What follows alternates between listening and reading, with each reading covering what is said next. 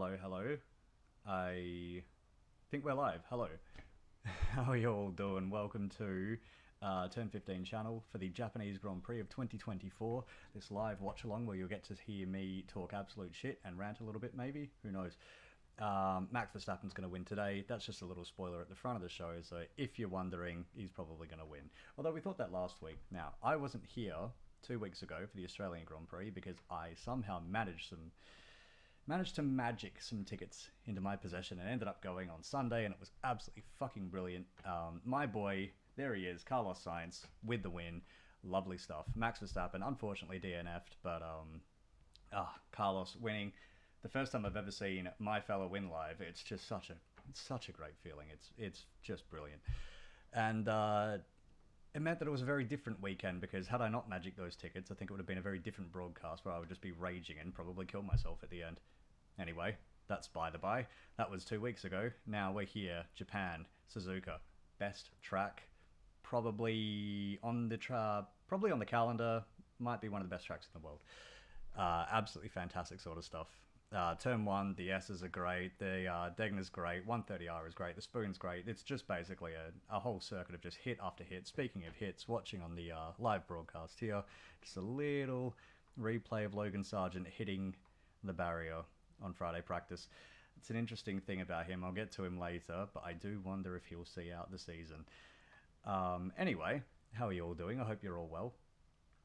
It's been about a month since I last did this, so, bear with me. So, Verstappen on pole today, Perez is second. I mean, come on. It's Suzuka, it's 2024. I mean, the good thing is the Red Bulls are a lot closer to the rest of the field than they otherwise were, or at least Checo is. That said, they're still at the front of it, but Max, I get the feeling he might still be holding something back, even after qualifying. He just looks relentless. He really, really, really does look the business this year. Oh, wow. He's, I don't think that we'll see 19 wins out of him this year, but I don't think we'll see a whole lot less than that either way.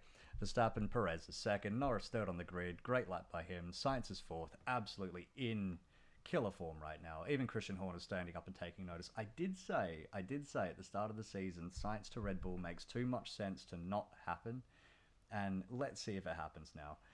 Checo's doing his best to maybe keep some sort of semblance of grip on his seat, but I do get the feeling that Red Bull might have just gone off him by now. I don't know if they're super keen to really keep him around much longer, especially depending on what happens with Max. Now, the driver market is very, very volatile, but again, I'll get to that in a little bit. Either way, what have we got? Verstappen, Perez, Norris, Sainz, Alonso, Piastri, Hamilton 7th on the grid. Not a great qualifying for Mercedes there. And Leclerc is 8th. Again, not great out of him. Russell 9th. Tsunoda in 10th, so the hometown hero making Q3. Good for him. We'll see if we can hang on for points. You'd expect him to, starting there, with Ricciardo in 11th. So he's got at least a little bit of a rear gunner, depending on how much Ricciardo wants to play ball with him. Then you've got Hulkenberg in 12th. Bottas 13th, Albon, Ocon, Stroll, disappointing as shit down in 16th there. And it wasn't even like he really had a particular problem in qualifying either. He was just not that quick, unfortunately. And then you've got Gasly, Alpine struggling still. In fact, Ocon making it into Q2 is pretty momentous for them, which is a hell of a sad thing to say. Then you got Magnussen, Sargent in 19th, Guan Yu Zhou in 20th. I mean, it's not great out of Zhou either, but you just know that fucking car is going to start going backwards as soon as it hits the pits anyway. So, they're kind of on a hiding to nothing until they start sorting their actual shit out. I mean, Bottas is starting at 13th. I wouldn't expect him to score points anyway, because the car's not great. I mean, it's not a complete pig, but it's not far off. But, yeah, their problems just keep on happening. It happened in Australia as well. A couple of weeks ago, they completely fucked the pit stop, and they sent poor Valtteri to the back. It's a shame. Either way. So, points of interest today, I would say. What can Mercedes do? They seem to have unlocked a little bit more performance out of their car. As I'll just adjust my... There we go. They've locked a little bit more performance out of that car. A lot of teams are now starting to bring the upgrades. We'll see if anybody can actually catch Red Bull. I'm not expecting it to the end of the season. I'll be honest, I'm just not expecting it at all. However, we'll see what they can do. Mercedes, we'll see. McLaren looking a little bit quicker this weekend than they did say last week in Australia, even with the third and the fourth. I mean, Checo was a big figure missing from that top four. She really should have done better. I think done better there. And then Max, of course, DNF'd. So if you put the Red Bulls basically where they belong, then you got fifth and sixth. And then again, Lewis didn't finish in Australia either. Yeah, we'll see. It's pretty congested. It's pretty tight at the top. I think it's going to come down to mostly who is reliable, unless somebody brings a McLaren style upgrade that just vaults them to the front of that second tier just behind Red Bull. It's going to be a fun dogfight actually to see what they can do. That Aston Martin looks very, very lonely in fifth there as well. So who knows? We'll see what Alonso can do with that car. They've got new side pods this week, so we'll see what that will bring. And imagine just little incremental improvements. I don't think anybody's got a magic bullet on their car yet.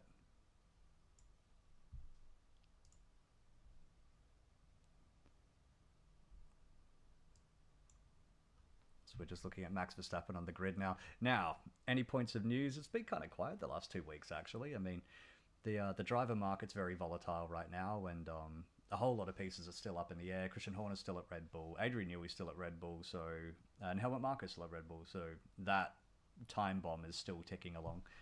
And everything's just kind of hinging on that. You know, if Max, for whatever reason, if Max leaves Red Bull, all bets are off. If Max stays, then the driver market's going to be a lot quieter. Mercedes not making a lot of noise either. I think they are hanging out for Kimi Antonelli, seeing what he can do in F2, and they're giving him a whole lot of, as we're about to launch on the formation lap very, very soon. Here we go. As the Red Bulls take off, 1 and 2. It's a beautiful day there, actually. I was looking at a weather forecast for the race because we're in Suzuka a lot earlier than we usually are. We usually here late September, early October, mid-October, something like that. Very, very, very early in the season this time, in April, coinciding with Sakura season, which the FIA, Liberty have wanted that for a long time. Well, the Japanese Grand Prix organisers never really wanted it this time of the year, so, I mean, it doesn't look like it's hurt the crowds. It's absolutely packed out, especially so close to the last race.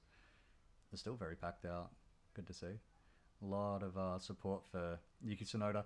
Japanese fans are just fantastic as well. I love the sakura trees that you can see now in full bloom up on the hills near the S's. It's just gorgeous. Beautiful country. Absolutely amazing country. That whole pocket of the world, like Japan, China, Korea, that pocket of Southeast Asia is just one of the most gorgeous places in the world. Just my opinion there. If you're wondering, brand new one-off helmet for Lando Norris this week as well, just riding with him. It looks... I don't mind that. I like the colours on that. A lot of helmets can be hit and miss, especially like the one-offs, but that one I think is a bit of a hit. Looks good. Just on board with Max here, warming up his tyres. So, not long to go now, as he's coming into the 130R, turn 15 of the track, actually what this channel is named for.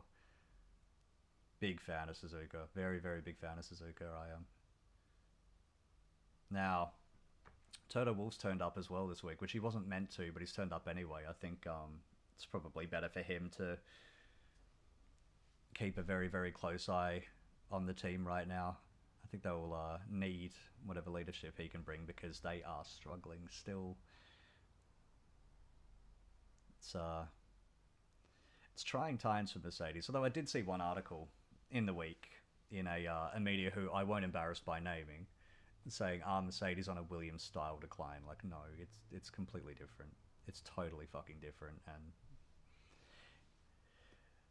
it didn't rage bait me because I didn't click on the shit either. I only read headlines and get annoyed off of that, and that headline annoyed me. Anyway. Oh, and just a little quick bit of news as well. MotoGP, everybody's favourite bike series, also bought by Liberty Media. What that means for F1, probably nothing. What that means for MotoGP, we'll see.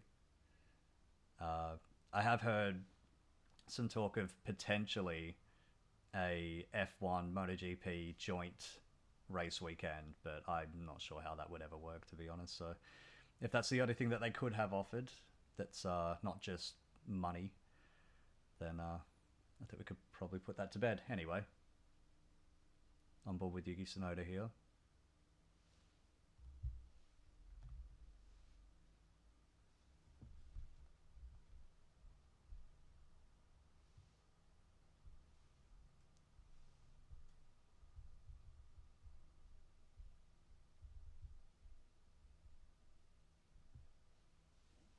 All right, green flag. Everyone's on the grid. 4 lights, 5 lights. Out. Here we go. Verstappen, good start. Perez, okay start. That Bottas has had a fucking amazing start back there. Alonso looks like he's stuck in 5th. Through turn 1, through turn 2, a lot better behaved than last year. Last year we'd already had a Williams half of the air and a whole bunch of bullshit going on. Oh, just as I say that, who's that? Is that Ricciardo? I think Ricciardo's out. And Alex Albon. It's definitely a it's going to call it an Alpha Tauri. What do we call it? A Red Bull shit.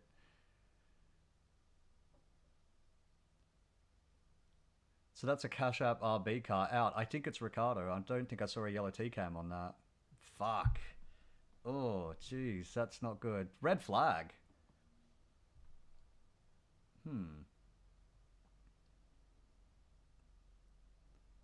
Oh.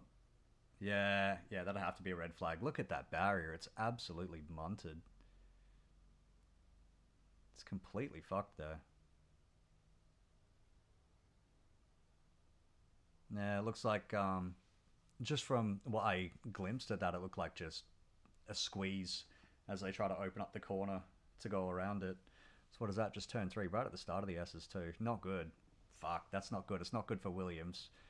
They don't have a spare chassis, which is why Sargent missed the race last time out, and they won't have a spare chassis until, I think, Miami, which is just incredible. So Albon's climbing out now. Ricciardo looks a little bit tender walking off there. It's either a bit of a limp or a bit of a maybe he's a little bit winded from that. It's a big hit. It even at like low speed corners, it still hurts to hit one of these cars. You know, if you ever dinged anything in a road car, you can imagine just the force that goes through one of these things. Even with the Hans device, the helmet, and all of that shit, you know, the force still goes through your body, and it would just hurt like hell. So, not good for Ricciardo either. He really needed a good result soon. So, Tsunoda's absolutely fucked his start there as well. Just watching a replay of that.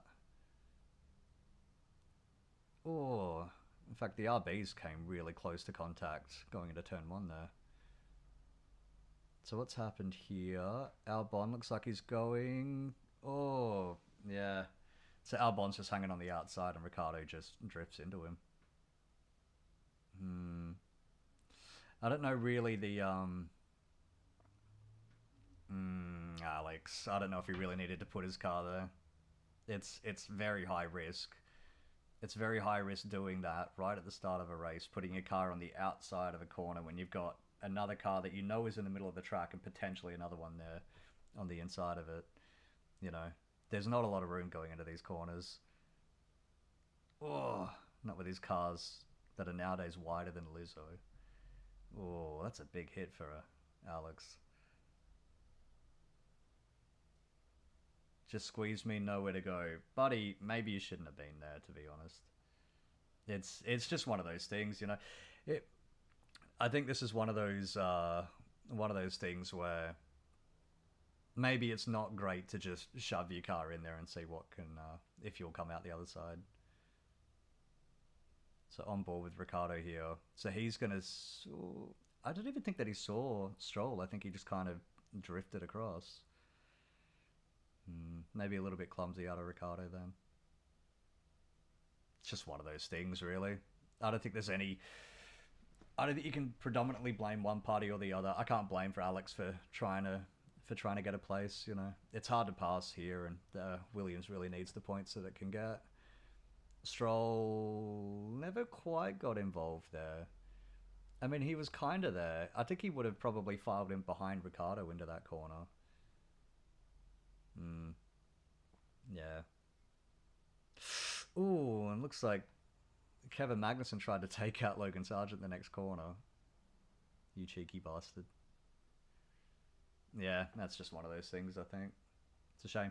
A big shame for Ricardo, too. He really needs a result. He really needs a result. It's not been a good start to the season. Still pointless after 3 races. Well, it'll be pointless after 4 races here. Still no... still hasn't out-qualified Yuki either. I think probably... I wonder if RB pull the trigger now. They'd be harsh to pull the trigger after that. From what I heard, coming out of the New Zealand Herald, who want to see Liam Lawson in the car, so, you know, whatever. They're going to give Ricciardo until Miami. I don't think it's fair to... I don't think it's fair to ditch Ricciardo after that. I mean, that's, again, this is just one of those things, and it was Albon, really, who put his car in there when it didn't need to be. Maybe Ricciardo could have played a little bit smarter, but it's a shame. I don't know if Ricciardo will see out the season there. They are very keen to keep Lawson in the car, but to rather put Liam Lawson in the car and see what he can do. Apparently Helmut Marko is very hot on Liam Lawson, and Ricciardo is more of a Christian Horner guy, so it's fucking messy. The political situation at Red Bull, it's a bit like a fucking divorce. Everybody's trying to like juggle which Beanie Babies they want to keep and they want to give up and things like that. Hey teacher, I'm enjoying F1 is amazing.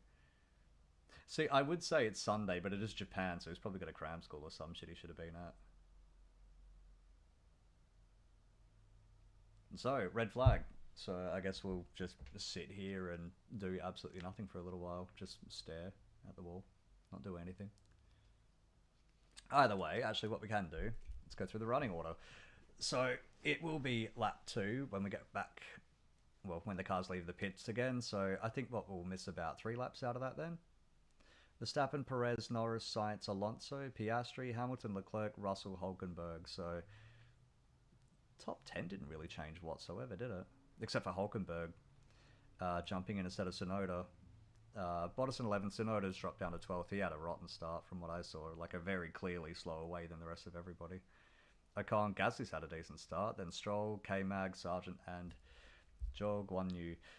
It's a shame for Stroll, because he usually gets better starts than that. I want to see a replay of Lance Stroll, actually, on the start, see what he did. I mean, I know we kind of had it, and he was sort of in the mix of all of that garbage going off, but... In fact, nobody was really where they should have been. Were they? Like, Albon seems to have jumped up a bit. Ricciardo seems to have hit the anchors a little bit. Which I think probably came when both the RBs were squeezing really close together on the start there. Come for Suzuka, stay for Sakura. I would stay for Akiba, but that's just me. And Hinoya curry. My goodness, that shit's fucking delicious. So, while we're in a red flag, what I will say is, because I wasn't here last week, let's quickly run over it. Sainz wins, Verstappen DNF, Leclerc second, Norris third, Piastri fourth, the Melbourne boy is fourth, and everybody's happy. Ricciardo struggled, and, well, I was upset. So just a quick replay. Yeah. So, nothing that we didn't know already then.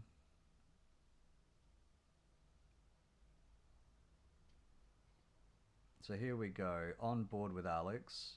He's had an okay start. So Tsunoda's had a bit of a pig of a start and blocked up Ricciardo. He's blocked up Albon as well. Looks like Stroll just doesn't have anywhere to go. Oh. I mean, it doesn't even look like that big of a hit into the tyre barrier, but I think the cars are just so heavy now, especially when they're heavy on fuel. It's just so much weight to throw into those things. So, on board with Ricciardo here. So, he looks... Okay, so Ricciardo's seen Stroll. He's just look to his left. He's seen Stroll there. He probably thinks that he's going to have a go, so he'll open up the corner, and he at hasn't looked at Albon's side whatsoever. Probably doesn't expect anybody to try to stick a car up there and hang it around the outside into that corner, especially not right at the start of the race. Oh, yeah. I mean, Ricciardo's ahead. Albon's just kind of, I think, just hoping and praying that he can put his thing in. That's what she said. Just hoping and praying that he can stick his car in there and that it'll all work. So Joe had a decent start and just nowhere to go. Oh. Big burst of oversteer there as well from Joe, and it looks like Albon and Ricciardo are both perfectly fine, which is nice. Probably just a little bit upset, bless him.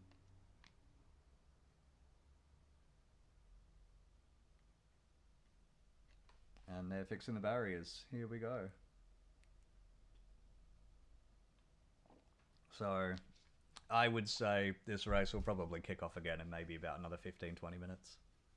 Till then, yeah, Australian Grand Prix was fantastic. F2, F3, Supercars, F1, lovely. Can't get any better than that. The Science winning was just fucking fantastic. I'd say, taking off my bias hat, I would rate it definitely 5 stars.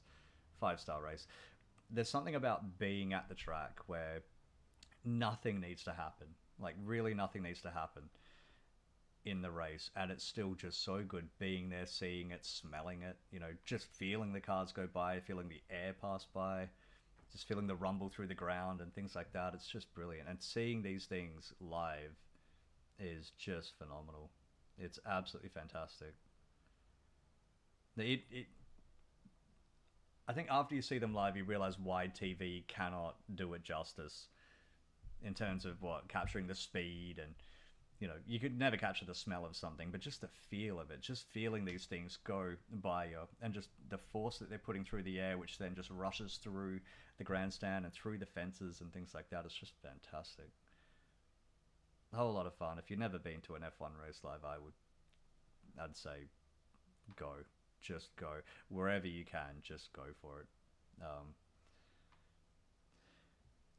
Didn't they used to reset the grid within the first lap, or is that thing timing sectors now? I can't remember what they did in Silverstone 22. Silverstone 22, well, a bunch of guys couldn't take the restart.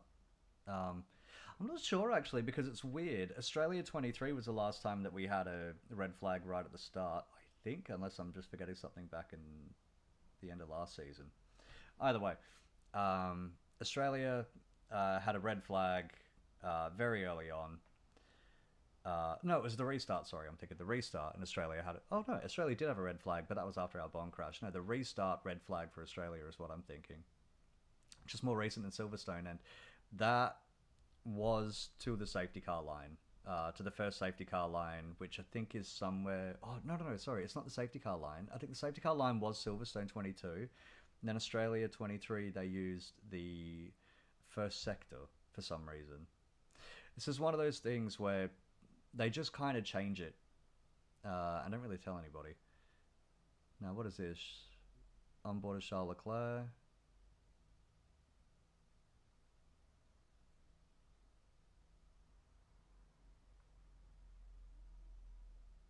So just a replay of Leclerc's engineer telling him that there was a crash. For however interesting that is. Anyway, I remember back in the day they used to, if it was a red flag thrown before lap 2 or lap 3, I think it was lap 2, it would be a full restart, and everybody would just go back, get their spare cars, and then go on their way to the grid. But then they stopped doing that, and so just cycling through replays here of everyone just inquiring about the crash. All right. Nothing doing. So there's Helmut Marko standing next to Max very deliberately. I think that is. That's a political statement there. Nah, it's nothing, is it? Anyway, yeah, the red flag restart procedures. It's all gotten a little bit muddy now.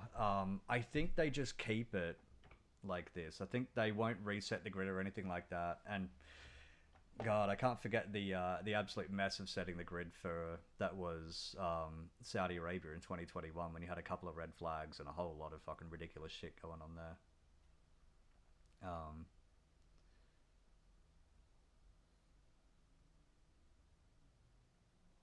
God, they love bringing science. It looks like the fucking WWE there in Japan. Yuki Tsunoda looks like Psy if he lost some fucking weight in that picture, just like the coat blowing back. God, that'd be a hell of a thing. Somebody teach Yuki Korean so he can do that.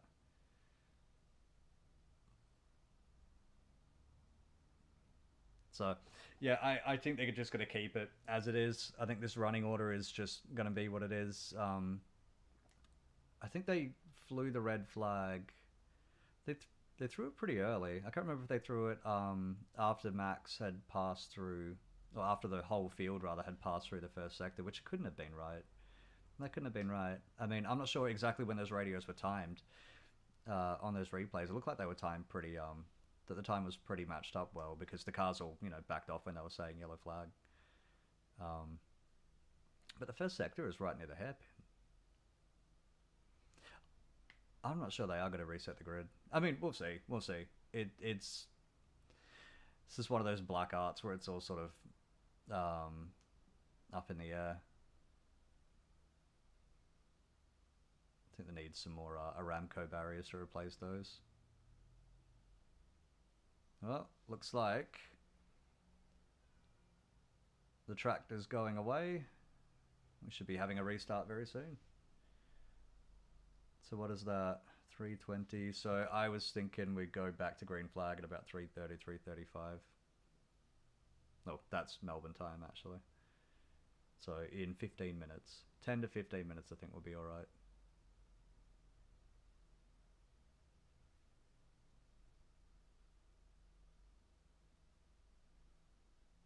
You know, something makes me uneasy about seeing a bunch of Japanese fans clapping a tractor near that corner.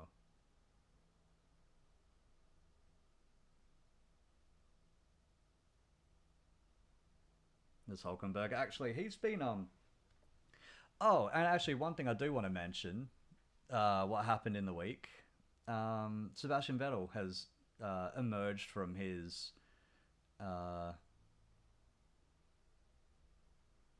Okay. Oh, Ayumu Wasa as well on the broadcast here. He's an outside chance for a Toro Rosso seat. I'm just gonna fucking call him Toro Rosso because Visa Cash App RB is shit. They're Toro Rosso from now on, or even Minardi, whatever.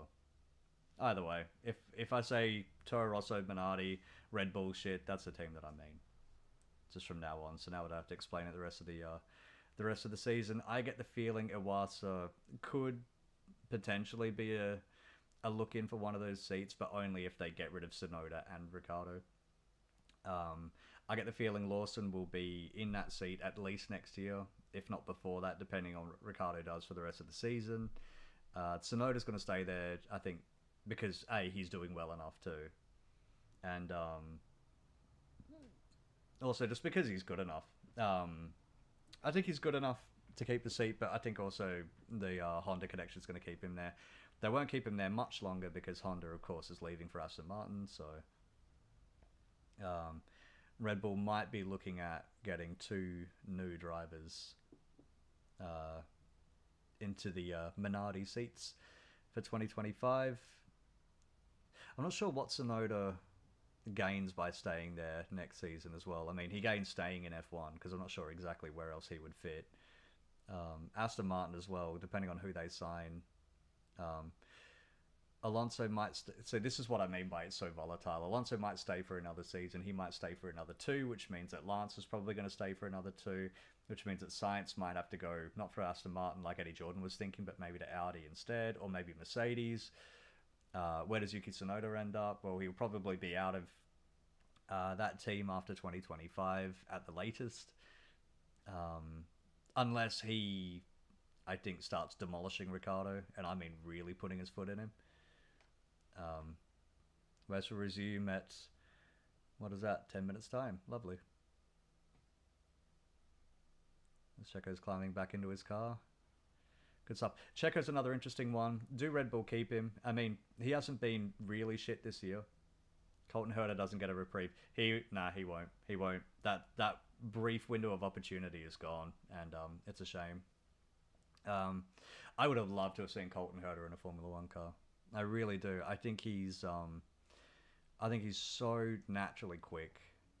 Is he F1 level? I'd say he's probably pretty close, to be honest. I mean, I've seen him. Yeah, Gasly just asking for help from above. I think that's entirely to do with the car. Colton Herta, yeah, I think he would have been very interesting to see in F1 just to see what he could do. I think he's definitely quick enough, just naturally talented and quick enough to do something in Formula One. I know a lot of people won't give Colton or any IndyCar driver their dues because they just see them as lesser, but I think that's total bullshit. I mean, you saw Lawson come in, who had looked okay but not spectacular in F2. Like, he looked good but not spectacular, you know. He wasn't like a new Charles Leclerc or a George Russell who just come in and fucking dominate the thing, you know. But Lawson's come in and he's shown very, very well in what he's been given, you know. So I think it's and he didn't even win Super Formula last year. He fought for the title. Again, I don't want to say like I'm shitting on the guy because I think he's fantastic, but there's a lot of talent outside of F1 that maybe doesn't get a look but should. I think the way that the FIA set the point system up to get into F1, it really favors just funneling people into Formula 2 and Formula 3 only.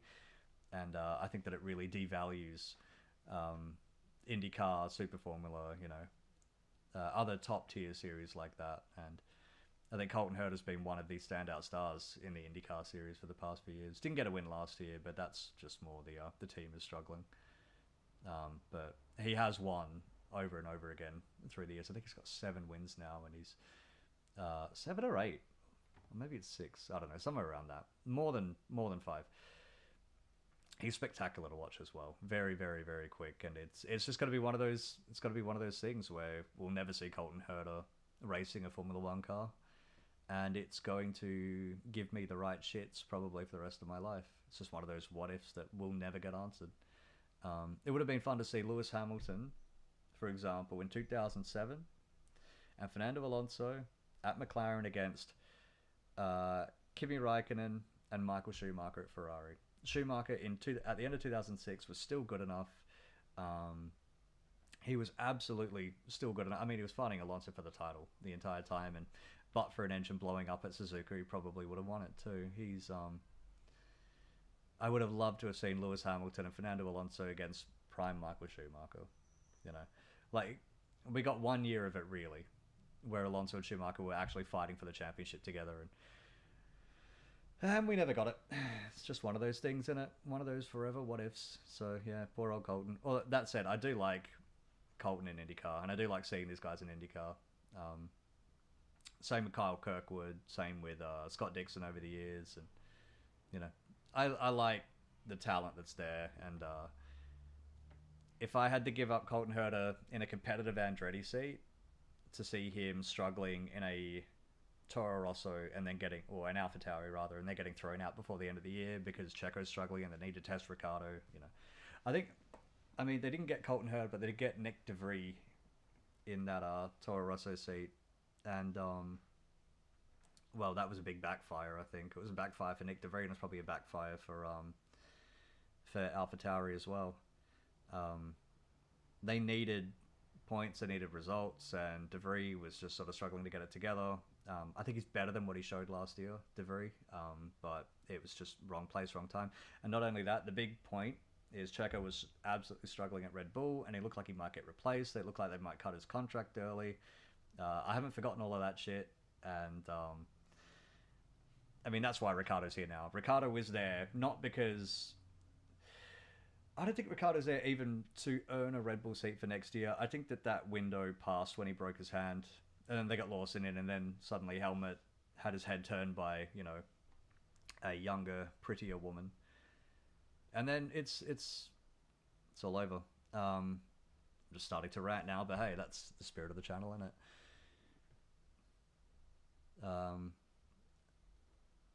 Yeah, I think Ricardo's onto a hiding for nothing.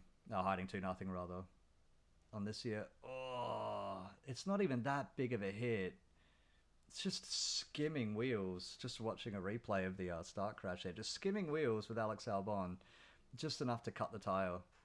Send it down and... Okay, stewards will be looking at it after the race. I mean, no rush. They're both out now anyway.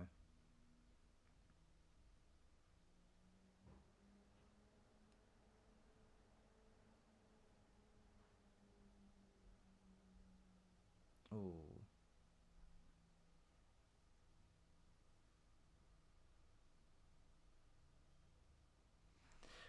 It's a shame. It's a shame. It's a real shame because Ricky needed that result. Again, I think if Perez can, if Perez can keep his performances well enough, respectable enough, and not just have his absolute nadir that he did last year, I think that he's got every chance of keeping that seat for next year. Everybody's watching that seat though. I know Fernando Alonso wants it. Carlos Sainz. Well, they might even want Carlos Sainz for that seat, and if Max stays, then there's only one seat that's up for grabs, so that's what they'll need. So, Checo, we'll see. I don't think Ricciardo gets a seat. I really don't, and I think breaking his hand at Zandvoort last year, I think that's probably what sealed the deal for it. It's a shame. It's a real shame, and he just missed out on getting the updated car that Lawson ended up running, which made him, helped him look better, maybe in comparison to Ricciardo did. But I mean, Ricky only had a couple of starts before he ended up breaking his hand last year. Anyway, that's a long-winded way of saying Colton Herta had his window, and I don't think it would have worked anyway because of external factors, and likely they would have thrown Herta out just to fit Ricciardo back in, unless Colton turns up and starts, really doing some wild shit in that car, which I like Colton. I don't think he's that good, but I do like him, and I do think he's good. This Homo had it in his head turned by a younger pretty woman.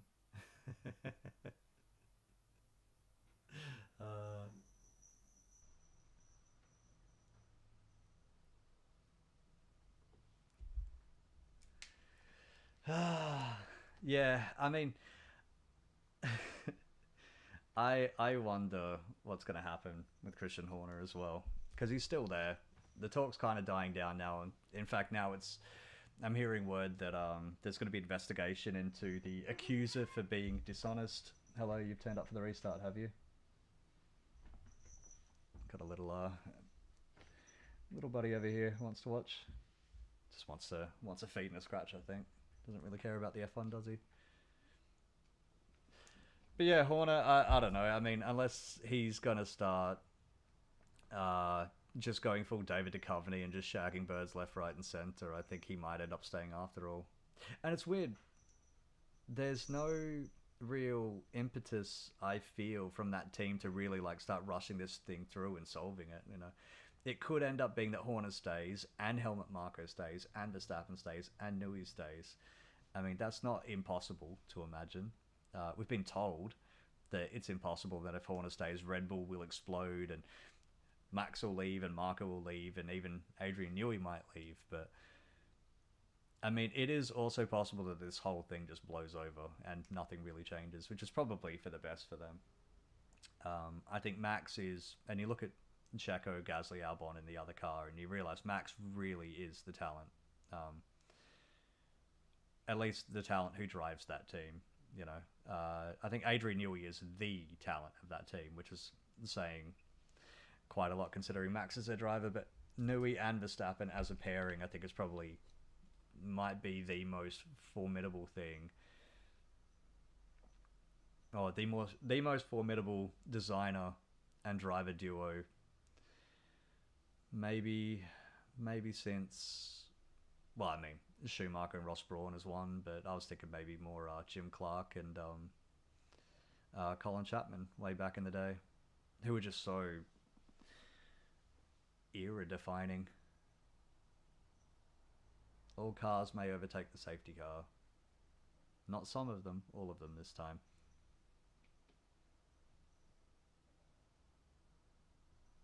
So here we go.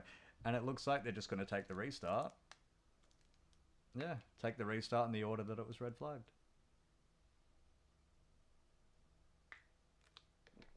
So that's that solved.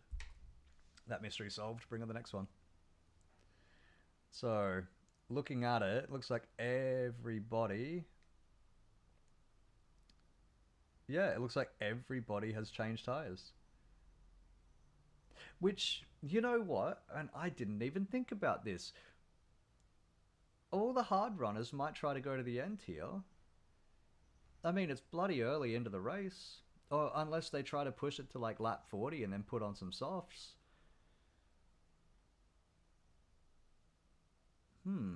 So, everybody has done a tyre change then. Everyone.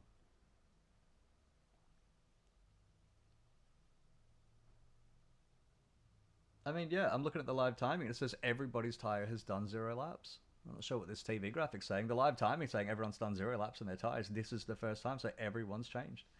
They don't need to pit again. Then again, if you're on softs, you'll absolutely have to pit again. Mediums too. I wonder if the hards will go to the end.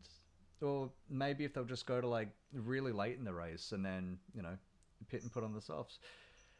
Which is a bit more of a risk, I think, because it's not impossible, but it isn't it isn't that easy to pass here. It's not like the slam dunk passes you get at, say, the Red Bull Ring or Interlagos or something like that. You still have to work for a pass here. They're high risk as well. I think their hairpin's a good, nice, relatively safe little place to pass, but everywhere else you're having to go the inside or outside of turn 1, like Leclerc did on Russell last year. That was just fucking a great pass, or you have to do the spoon, or maybe even at the 130R, and you got to just hope you get it right there. Lewis had a great pass there last year, but last year also had that ridiculous crash in the Super Formula race. Crashed at the 130R and ended up at the Degner, which is just fucking incredible. Either way, here we are again, coming up for another restart. Or for a restart, rather, not another restart. What's Tsunoda? Okay, Tsunoda, I think, has just missed the timing line. He started dropping down the order, but I think it's just missed the timing line. Which, I don't know. It could just be a glitch or something from his transponder. Either way, green flag. Here we go. Once again. No lights yet? What? Yes. 1, 2, 3, 4, 5 lights. Out. So, bad start by the Haas back there. Looks like Max Verstappen's nailed his start again. It looks pretty similar to what we had last time. Everyone's a little bit well behaved. I think everyone's just trying to get through this first lap now. It's a lot more well behaved now. Nobody fuck it up here. Looks good. All right. It's like Joel's had a pretty decent start as well. So, I mean, again, it looks a little bit as you were. Verstappen, Perez, Norris, Sainz, Alonso, Piastri, Leclerc, Hamilton. So Hamilton got jumped by Leclerc this time, and then Russell and Ocon in 10th. Well, here we go. And it's a shame for Hulkenberg because he was sitting in 10th for the restart. He's already down to 15th. Ooh, not great. And Verstappen's already well out into the lead.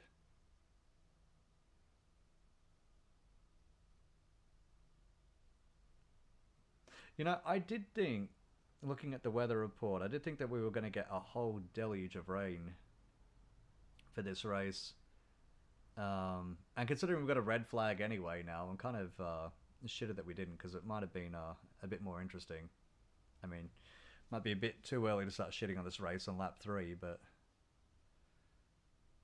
which really is lap 1, but I mean, just looking at the lead Verstappen has, I think I know where the rest of this race is going to go already. So, what happens for second place then? God, look at him go. About a second to Perez. Further second back to Norris. The thing is, because everyone's changed their tyres, I think you're going to get a lot less action out of some of these teams now. Out of some of these drivers. They know that they can't use these tyres up like they otherwise would have. I think maybe the mediums and the softs, yes, but the hard runners, absolutely not. In fact, it looks like Tsunoda's gotten past Russell as well. So, damn, Yuki. Good work, buddy.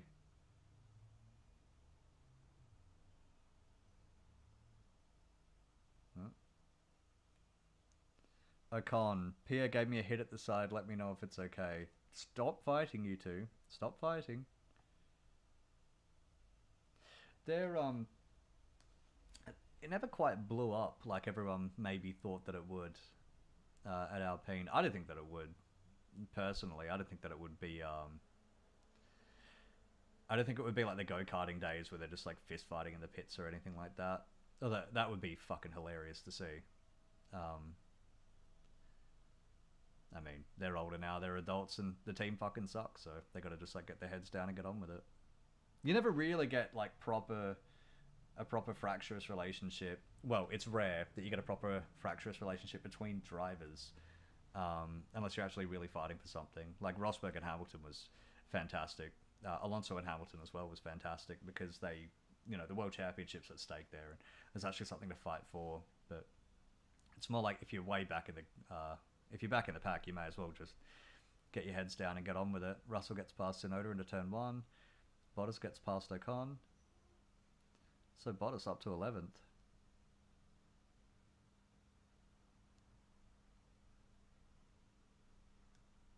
So, lap 5 or is it lap 2 of the race? Here we go. Yeah, Hulkenberg absolutely missed the start. My goodness. And Joe once again with nowhere to go.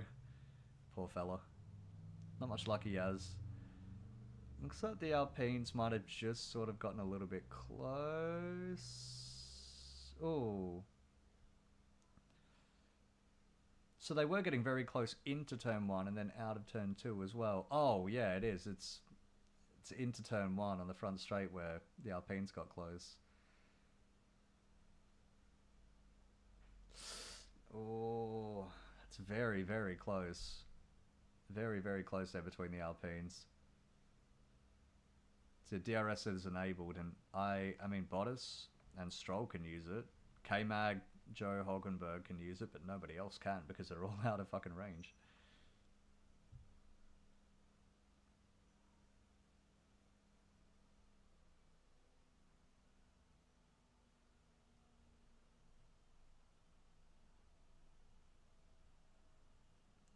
Car looks okay to Ocon.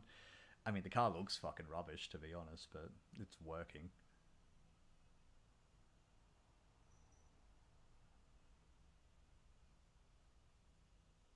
So it looks like Bottas is closing on Tsunoda. Oh, Lance Stroll getting past Ocon. So Stroll might be the one to watch this race because his car is definitely quicker than the next two ahead of him. We'll see what he can do with it. Just an off day as well for Lance Stroll yesterday. Oh, Checo's gone really, really wide there. Oh God, I remember last year just how fucking clumsy Checo was here, and he really needs to pull his finger out. I mean, we're 3 races in. Max has already DNF'd of 1. We've got, I think, the tightest top 4 or top 5 drivers in the title race since 2010-ish. And I just still have absolutely no doubt Max is going to just romp away to an emphatic championship win. You know, it's nothing like 2010 or 2012 or anything like that. Checo though really needs to no, he definitely needs to cut that shit out. So we'll see what happened here on the replay. Just flat out understeered. Really lazy turn through the second Degner. Oh, it's not going to be good for the floor. Just drag that thing over the raised curb. That's a shame.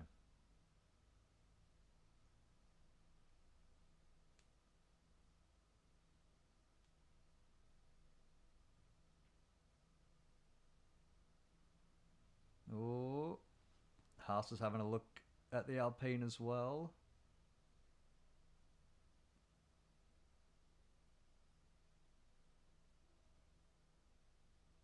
Just can't get it done. Just can't get it done.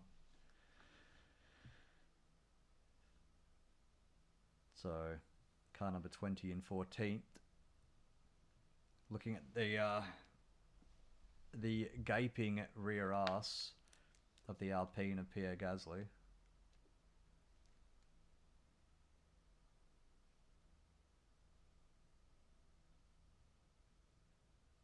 Oh, Hulkenberg's pitted then. Oh, and Bottas is pitted as well, so I've totally missed that. Yeah, there they are, right at the end of the snake. So Bottas and Hulkenberg are pitted, and it looks like Bottas has not just been thrown way, way, way to the back like I thought he might have been. Now, apparently what's going on with the Saubers is when... Oh, here we go, a replay. So how right or wrong was I? Yeah, not a fantastic pit stop, but it's not that bad. 4 seconds. It's not that bad.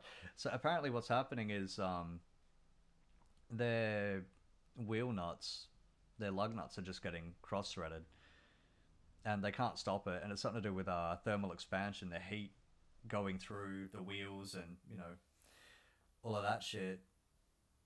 That it doesn't, it just won't fit right when it's actually had a lot of heat and force and stuff put through it over a race, which is why it doesn't, like, it's a problem that doesn't really show up in qualifying or practice or anything, but when they've been out on track for 30, 40 laps in a race, that's when it really becomes apparent. It's clumsy as shit. Oh, Tsunoda's going to come out behind Bottas.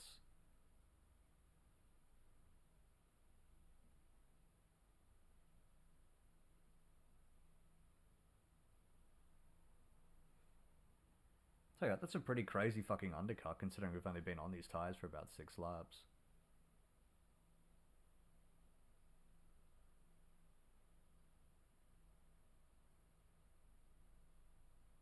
Oh, Kevin Magnussen around the outside. The Alpine into turn 1, and he's got it done. K-Mag goes forward, Gasly goes backwards. Meanwhile, Verstappen 2.2 ahead of Perez at the front, 2.6 back to Norris in third. Then Sainz, Alonso, Piastri, Leclerc, who's catching...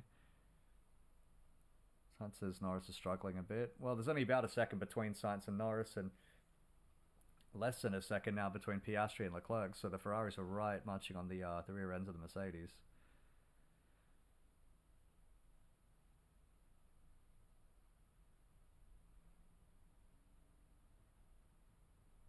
And then you've just got the Mercedes both in no man's land, and then Stroll in 10th, but considering he's on soft tyres, I'd be expecting him to be pitting very soon. Alonso as well. So it's only the Aston Martins that are on soft tyres now anymore. Oh, Logan Sargent having a little bit of a look at Gasly. Probably thinks better of it. I'm not sure if we'll see Logan Sargent survive the rest of the season. And now that we're riding on board with him, I'll expand on that. I like Sargent. I don't think that team can afford him right now. I don't think it can afford... It's not banking the points that it needs to stay ahead of, say, the RBs, the Haas. Oh, Staffen radio.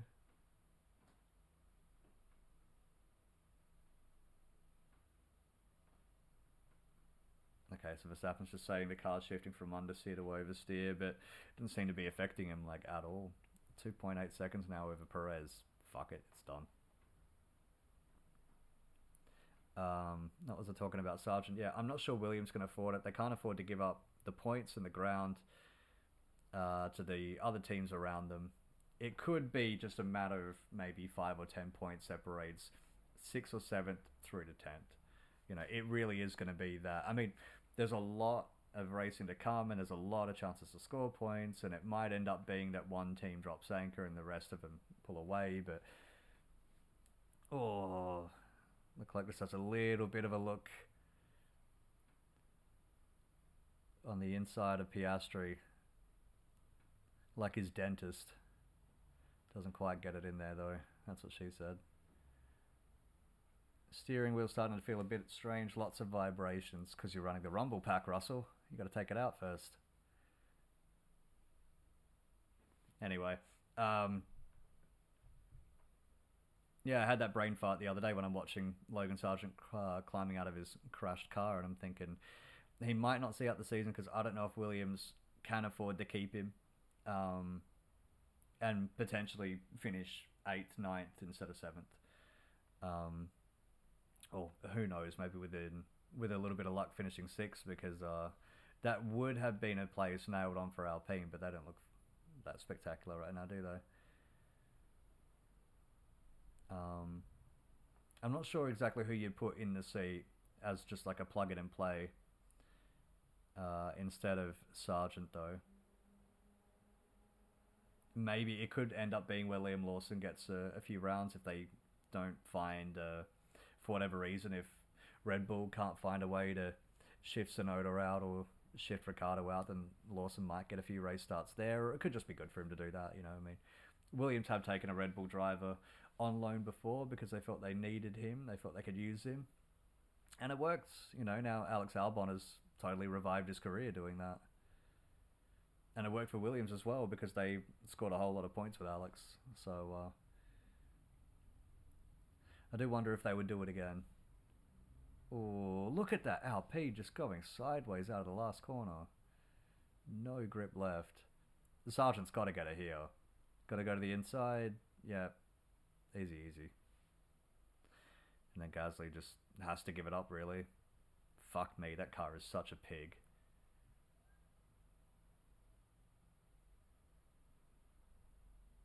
That really is a pig of a car. It's total dog shit, isn't it? Back to the drawing board, Alpine. They are just so fucking disappointing. Honestly, they really are. Like, nothing they... I mean, their designers left because they said they have no intention of ever getting better than 4th. Alonso said as well they were happy with a 4th place. You know, they never had any intention of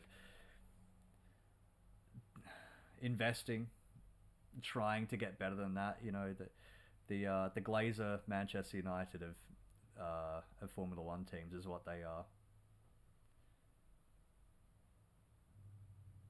Just, you know, happy to just be there, I guess, and to just turn up.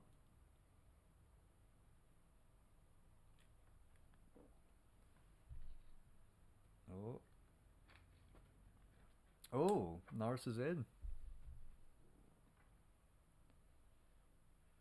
Oh, I wonder about this from Ferrari, though, because if that undercut really is that powerful, and it looks like a decent stop for Norris as well, 2.3, so Ferrari weren't done any favours there. I think Ferrari might have missed their window.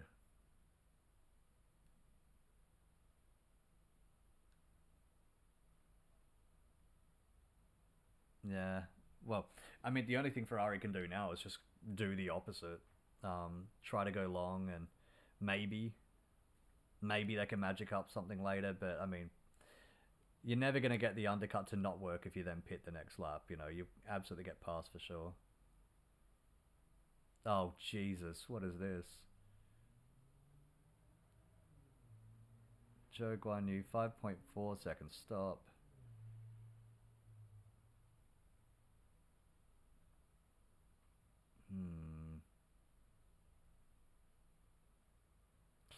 Well, nothing's going right for him. It's his home race, actually, next time out in 2 weeks' time, and he'll get 2 of them because we're doing, unfortunately, the sprint in China. And I will be watching it, I will be streaming it, and I will be fucking mad as hell the entire time because I do not like sprints. I think they're superfluous bollocks bullshit. I don't think that they should be for championship points, but in that case, what do you do them for? I remember it was sprint qualifying at a time. Like, it was supposed to be sprint qualifying to lead to some sort of jeopardy for the main race, and then that never ever fucking happened. And then they just thought, oh, what can we keep a sprint here for then? Like, don't. Just don't. Scrap it. Forget about it. There's no strategy. It's no like wall-to-wall action or passing or anything like that. The only time anybody comes close to that is if they did it at Austria and if they do it at Brazil.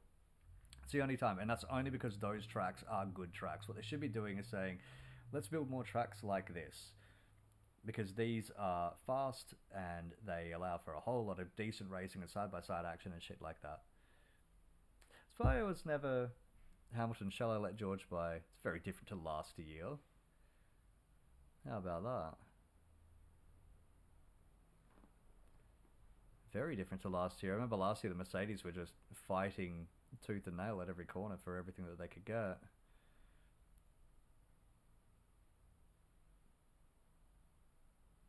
Oh well. What was I saying? Yeah, sprints, don't like them. Antithetical to F1, they belong in F2 or F3 in a junior series. Russell going a little bit wide there. Oh, for love of goodness. Joe's back in the pits.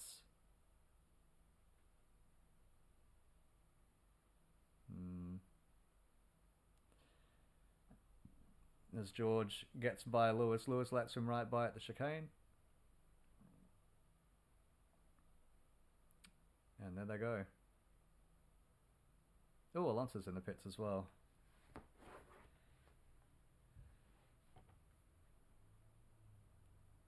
Oh, lovely helmet on Fernando this weekend as well. Looks fantastic. So Norris has gotten by. Ooh. He's gonna beat the Haas out. Good. And that's great news for Joe. We have to retire the car gearbox problem. Well, that's a rubbish start to the season for poor old Joe.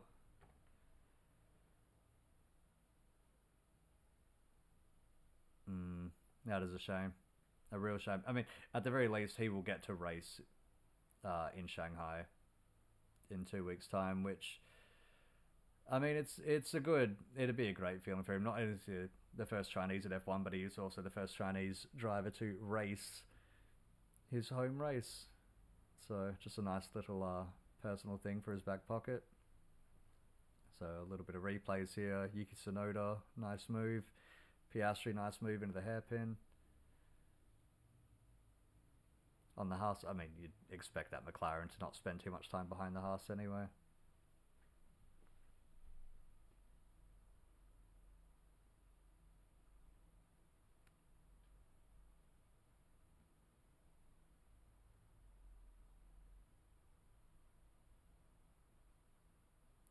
Just on board with K-Mag going down to turn 15. I love that gyro camera that they use now. It looks great. Just like it's real. Like some of the banking, some of the what you call it? My brain's not working today. The ledges, the hillsides and stuff that they go on, like where I suppose just the banking of the corners, isn't it? I mean, God, it'd just be shifting your guts around in all sorts of directions. Oh, look at this. Sargent gets past the Alpine of Ocon. So, Logan Sargent's turning it on today. I think maybe he knows his job might be at stake. I think points would do great for Sargent. I think really, really well for Sargent today. If he could score points, that might help him see out the season. I mean, I'm not hearing any rumours that Sargent's on the way out or anything like that, and the team has faith in him. I mean, that's why he's still there right now, but I just do get that sneaky feeling that their hand might be forced if they start losing ground.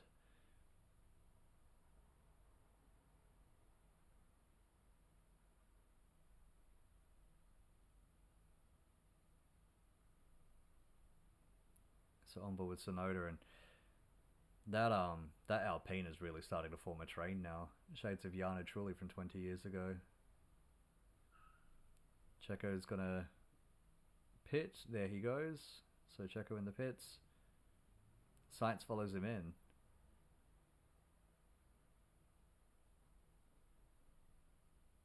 So Sainz has only really stayed out 3 more laps than Norris. I don't think that's really going to do anything for him in this race.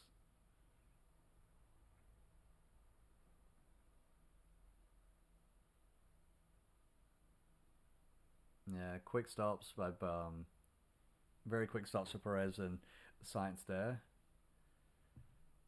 And yeah, there we go. Norris has jumped Sergio Perez though. That's very impressive. Ooh, that's a big move from Bottas. Around the outside of turn 1. Big balls move there. Good work, Valtteri. Doesn't just look like a a fuckwit Aussie tradie, but he's making moves like a fuckwit Aussie tradie does in a dual cab ute. Good work, Valtteri. Well done.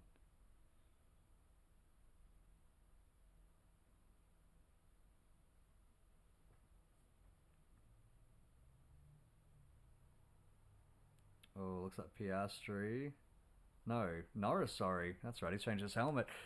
Lando Norris right on the rear end of Lewis Hamilton. Hamilton's struggling today, isn't he? He's not really got the speed to do anything. Oh. Now is Lando gonna... Doesn't do it into the chicane as Verstappen hits the pits. This will be probably a very, very straightforward stop and back out into the lead for the Red Bull. But what we're looking at right now...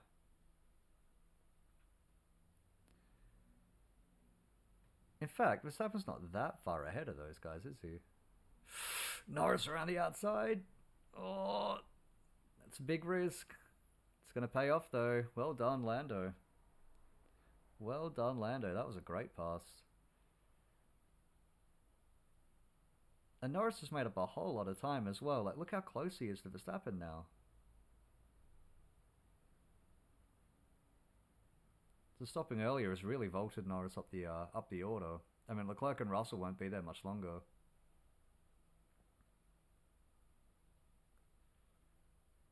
Now, Leclerc and Russell are both going to have to pit soon.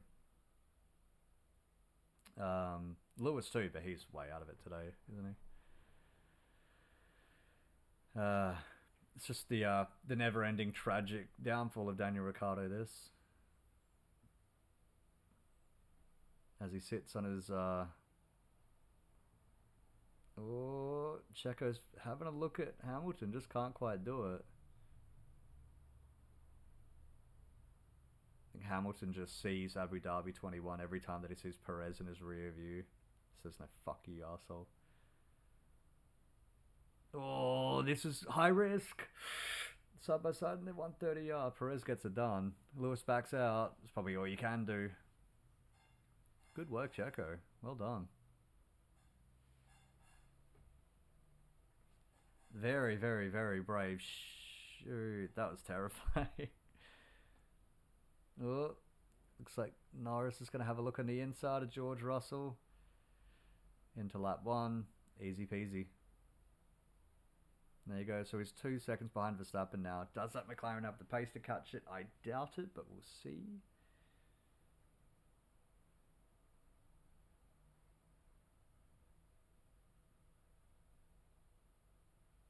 Oh, Bottas on the outside of Sargent into turn 1.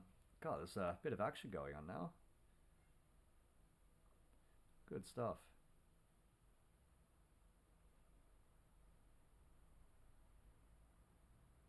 So Gasly's just pitted as well. Not that the Alpines really matter for shit in this race anymore. Look at that. Alpine, the final 2 places behind the Haas, behind the Williams, behind the Saubers. Honestly, feel shame, guys. This is fucking turgid.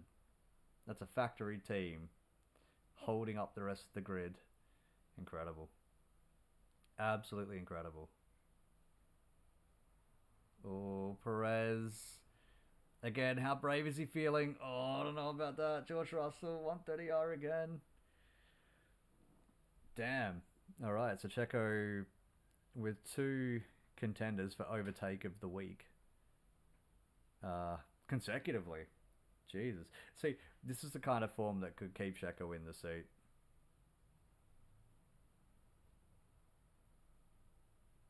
It's like Sainz is having a look at Hamilton back here as well.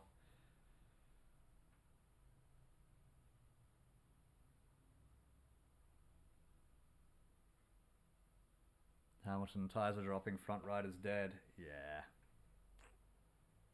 That's a shame. Now, they took the restart on those hard tyres, so they haven't pitted yet.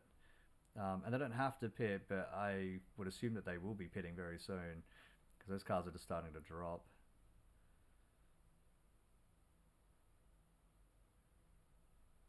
So Yuki having a look at Logan Sargent, can't get it done. Then just following him through the S's.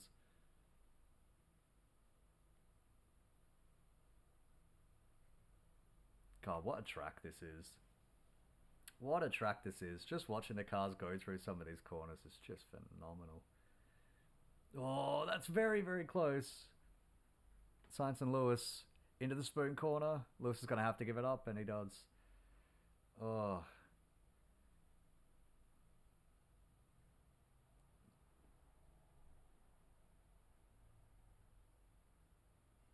God, it's very, very, very close. The walls are very close in. I mean, not really at the corners, but on the straights, very, very close to the track. So when I see cars going to the spoon corner or coming on the approach to the 130R, there's really not a lot of room for anything to go wrong there. So, a bit of a replay. What was it? Hamilton, I think, just wide out of the hairpin. Sainz going very, very close, and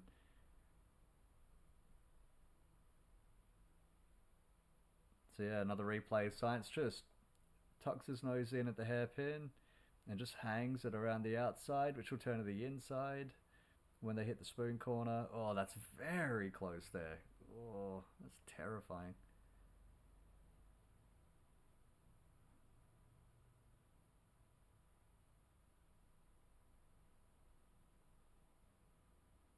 So now Ocon's in the pits as well. Fuck be dead, those Alpines are just right garbage, aren't they? Absolute shit.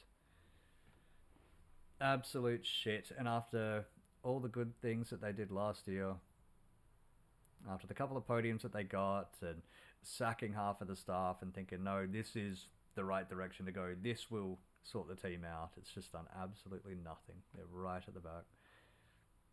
And both of those drivers are out of contract as well this year. And it will be interesting to see what exactly happens with Ocon and with Gasly. I honestly, as bad as Alpine is this year, I'm not sure I see any better options for Ocon or Gasly. I know Ocon's kind of put his hand up for the Mercedes seat just half-heartedly, you know, and Toto's just completely fucking blanked him. Full Michael Ian Black. Verstappen, great overtake of Leclerc there into turn 1 around the outside of Charles Leclerc. Oh, Sainz is getting very, very close with George Russell here. So those Ferraris have really started to come alive. At least Sainz's Ferrari has. And more than that, I think the Mercedes have really started to drop anchor now. Change this strategy, says Hamilton. Lewis is just saying, get me the fuck off these tyres, they're dog shit. Unfortunately, he will have more Pirellis to put on at his next stop.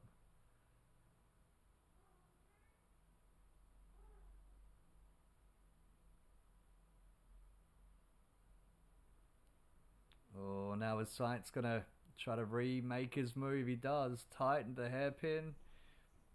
Oh, Russell's had a better exit than Hamilton had, though. They're not side by side. Oh, Sainz, though, throws it on the inside of the spoon corner, gets ahead, easy peasy, and away you go. I might have to break up a little fight in a second.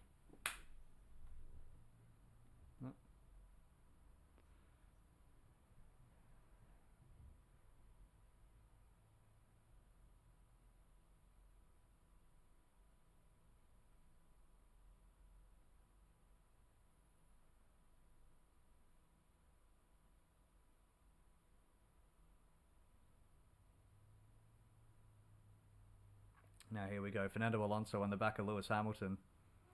Hamilton, all eyes on his mirrors. Alonso just blasts right by him into turn 1. Easy as you like.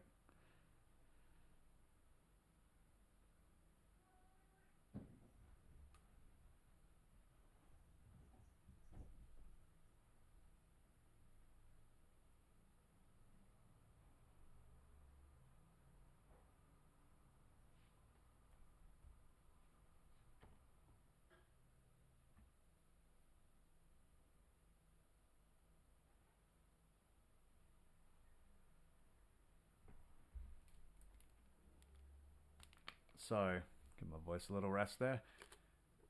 Here we go. Piastri has caught right up to Hamilton. Norris just ahead of Perez here.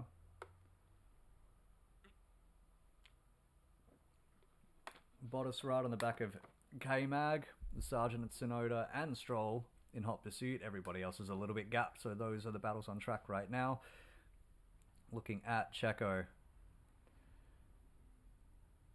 Trying to force his way up the inside of Norris. There he goes. God, that sounded filthy. Perez passes Norris into the chicane, and away he goes. Norris didn't really fight that at all. I think he knows that he jumped ahead with a little bit of an undercut, but there's no way that Mercedes, or that McLaren rather, is really going to keep the Red Bull behind for very long. Russell in the pits. So Hamilton, who wanted to pit first, has sort of been left out to hang. I wonder if Mercedes had just said to him, no, you're going to Ferrari next year. Fuck yourself, mate. I'm sure that isn't it, but, you know, maybe the thought just brushes past their minds. So Magnussen, Bottas, Sargent, Tsunoda, and Stroll all in the pits. Nobody's trying to, nobody's going to get the undercut here in the second half of the grid because they're all pitting together. Now, Alpine, what can they do? It looks like they're not going to catch even.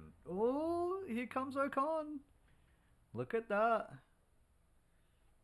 So Ocon, at the very least, has gotten by most of these guys, up to 12th. Good work, Esteban.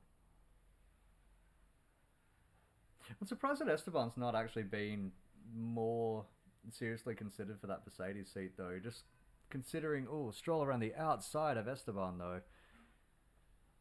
Outside of Ocon, and just gets it done. So, yeah, even with the undercut, that car's not great.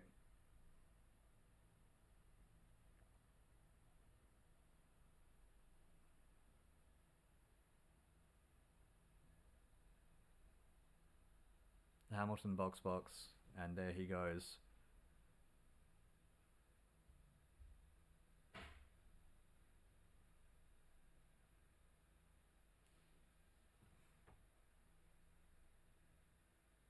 So Hamilton down pit road.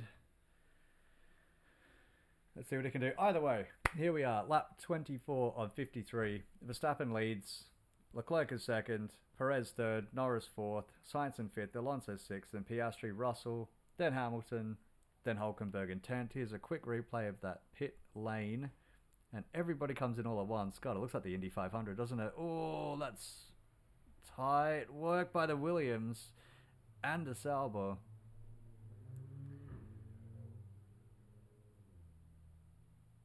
Oh.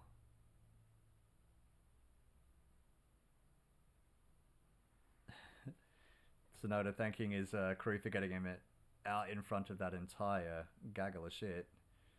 Stroll incident, pit lane infringement noted. Yeah, it was reminiscent almost of IndyCar or NASCAR there. Just everybody hitting the pits all together and just coming out sort of side by side down pit lane. I know F1 tends to take a dim view of that. They don't really like that sort of shit in their pit lanes. It's just something that happens though when you have all of these cars pitting together.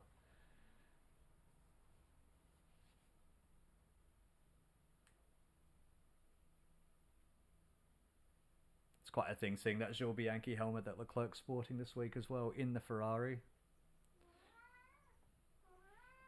Oh, hello.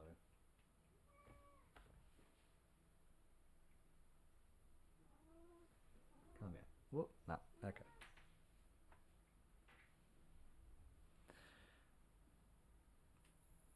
You're such a Drive to Survive fan, mate, honestly. You turn up every now and then. You never really watch the race.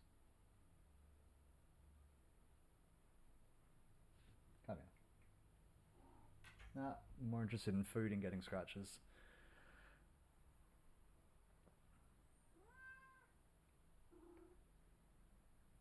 It's just adding his 2 cents down there.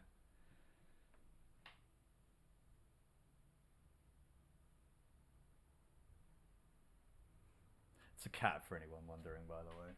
Come here. Causing all sorts of mischief, are you? Huh?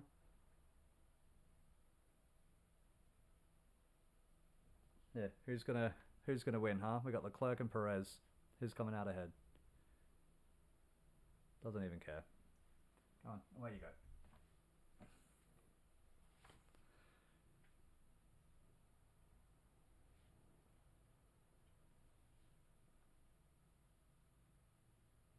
It's kind of nuts seeing the Haas's always around the top at the speed trap until you remember that they have absolutely no downforce. So Perez still staying behind Leclerc. Leclerc is defending for his life here. Hamilton, how did I lose so much time? Just traffic and degradation? Yeah, that's kind of it. It's not much you can do, but he's 6.5 seconds now behind Russell now that the pit stops have all cycled out.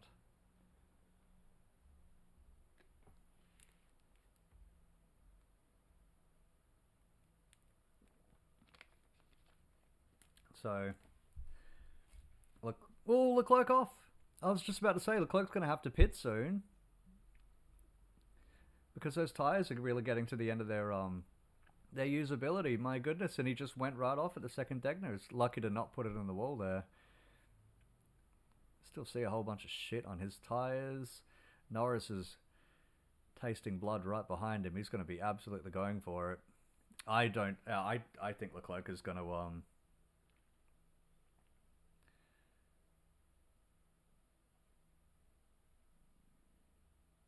McLaren telling Norris that he's going to box his lap. Okay, then.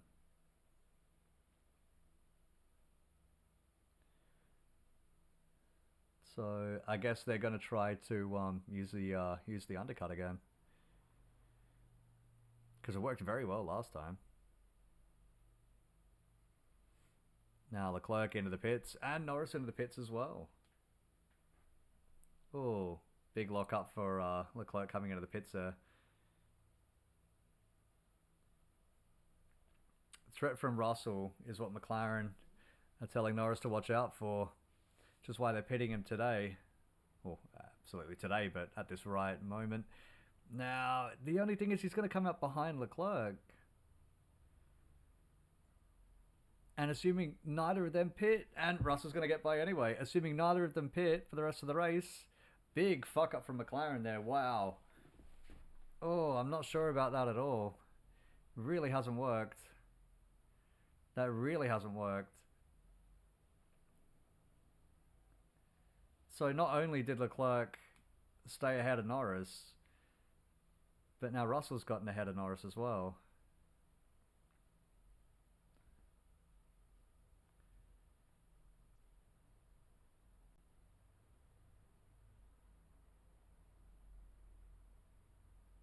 Yeah, and Norris is fucked unless he, like, there's no more pit stops for these three. So what happened with Leclerc? I think he just overshot it into the second Degner because he didn't even get near the apex. Just too quick into the corner, I think. Oh, he was lucky not to put it in the wall there. Ah, it's a shame. It's a real shame. Oh, that's very wide for the Mercedes there.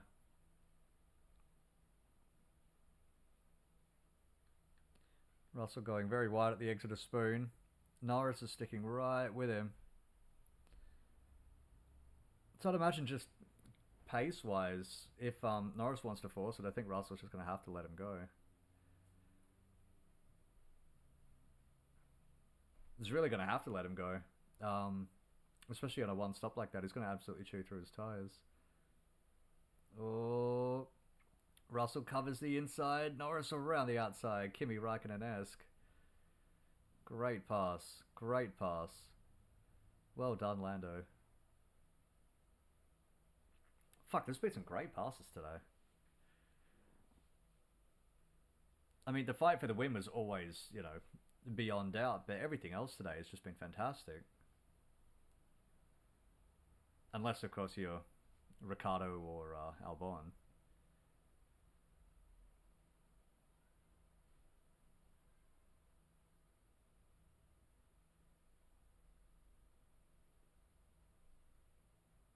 So Mercedes pace advantage is entirely tyres. As soon as any other car gets up the temperature, the Mercs drop like rocks. Spot on. That's it. They they're trying the one stop, which nobody else is trying, but they just don't have any pace in the car. I mean, you qualify seventh and ninth on merit. You can't really expect to finish ahead of a Mercedes, finish ahead of a McLaren, or finish ahead of an Aston, or definitely not to finish ahead of a Ferrari or a Red Bull. Mercedes are an interesting prospect. I think they've added things to the car. Lewis was full of praise um, after yesterday. I think Friday he was all at sea with the car. Yesterday he was very happy with the car and sort of happy with the way the car is developing. And today it's just been shown up for having very, very limited pace. I mean, they're on a different strategy again. So, you can't really push as hard as anybody else when you're on a one stop compared to a two because you've got to save the tyres, etc. But it's. You reckon Lance Stroll actually has TikTok built into his steering wheel? Maybe that's why maybe he misses an apex or two or some shit like that. He's just scrolling through TikToks during slow laps or warm up laps or whatever.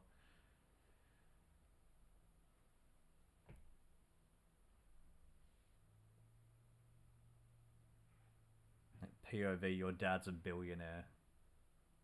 And it's just an onboard of himself.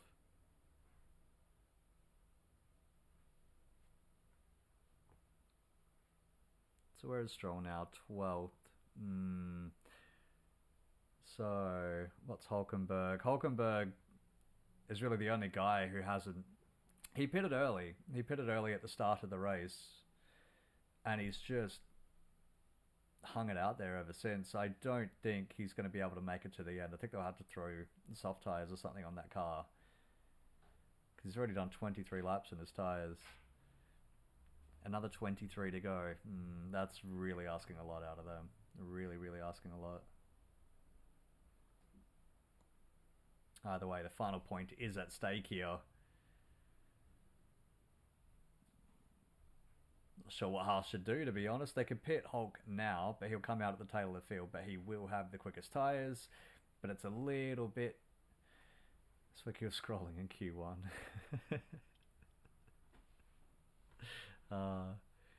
Poor old Lance. I'll give him his dues. I think he did great 2 weeks ago in Australia. Out-qualified Alonso.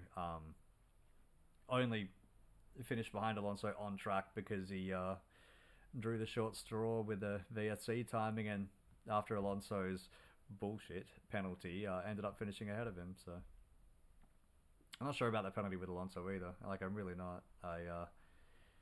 It's one of those dark arts sort of things. Again, what Fernando Alonso does. Is it cheeky? Is it forceful? Yes. Is it dirty? I don't think so. I think there's a lot of ways to skin a cat, and there's a lot of ways that you can go racing. Yeah,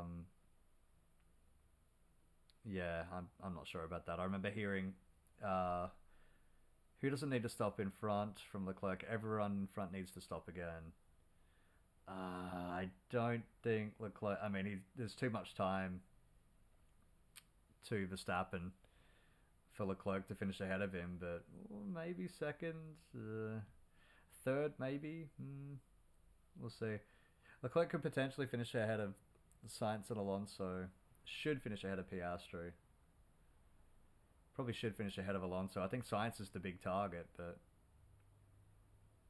we'll see. We'll see.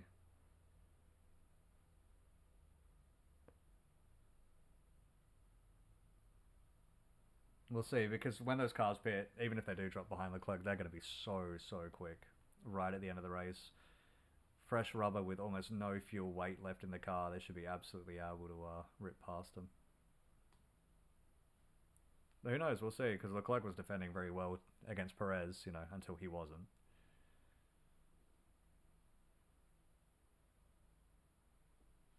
So, replay Oscar Piastri. What's this? Lock up into the chicane. Yeah, just one of them minor fuck-ups. Maybe he's scrolling on his TikTok as well. He's about, he's old enough. Don't understand the shit, to be honest. Just personally. Never understood TikTok. I guess I'm just too old. It is fucking awkward, though. I saw a few of them getting recorded at the race as well, which is another thing I want to talk about. the crowds at the Grand Prix. I mean, it's good for the future of the race to sell out these events and all of that, but when you walk through the crowd and everyone's just there, it's like what a music festival used to be in this country a few years ago, where most of the people there don't give half a flying fuck about the race. Well, not most, but a good chunk of them. They're there for just to hit the piss. Science radio. Faster than Checo. Oh, I don't think you're gonna catch him, mate. Unless they pit Sainz early and potentially undercut Perez. 5.5 seconds ish. That's a big gap though. I'm getting the feeling it'll be Verstappen, Perez.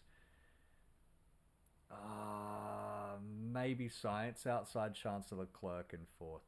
Oh, in third rather, in third. I think that'll be your top three. I think Norris got completely fucked as well, and now he's just dropping so much time behind Leclerc. Bad move, McLaren, bad move. I mean, when they pitted Norris to keep him ahead of Russell, and he comes out of the pits behind Russell, you know you fucked up bad. What was I going to say? Yeah, Australian Grand Prix, lovely stuff, but my goodness, some of the... it's one of those things just where F1 is very popular right now, and then everyone just sort of turns up, and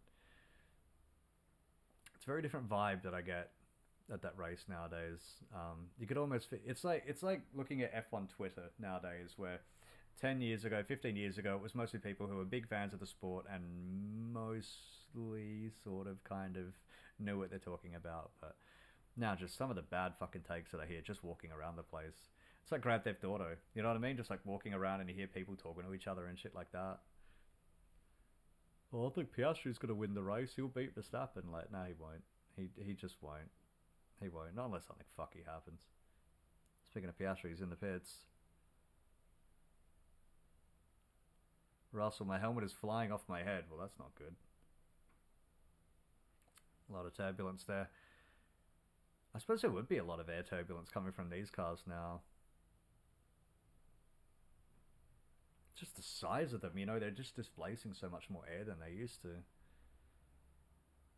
Plus sitting behind a jet fighter. So Piastri comes out behind Russell and behind Hamilton. Oh, and they will likely go to the end. Both the Mercedes, so Piastri's going to have to get some passing done if he wants to finish top 7.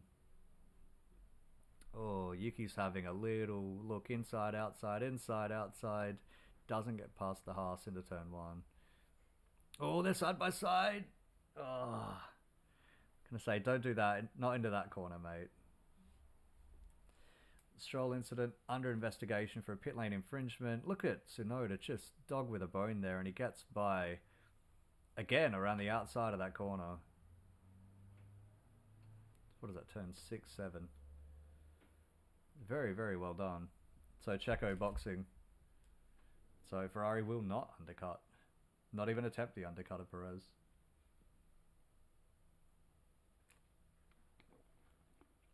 Alonso box as well. Well, that's interesting. Nah, again, Alonso's too far behind Sainz to undercut him properly. Not unless something really goes wrong.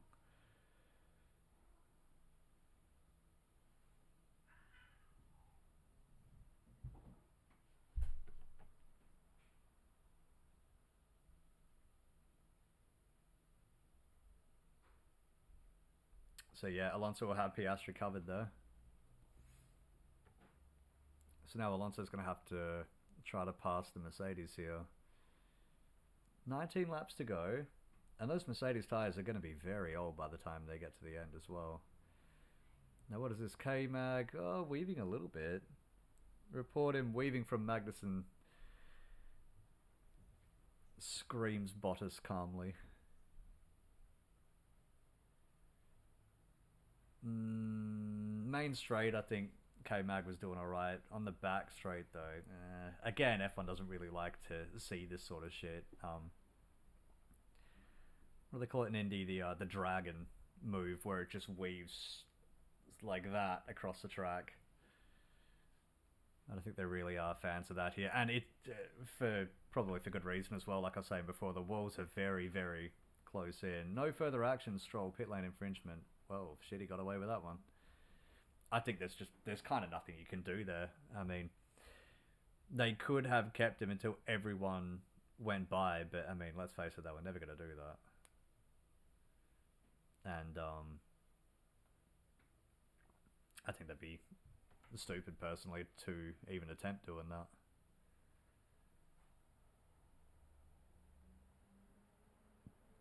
I mean, it's not just the drivers who are competitive here, everybody is. Even the fellas in the pits. Either way, Perez gets past Lando Norris. Next in line, Charles Leclerc for Checo to get by.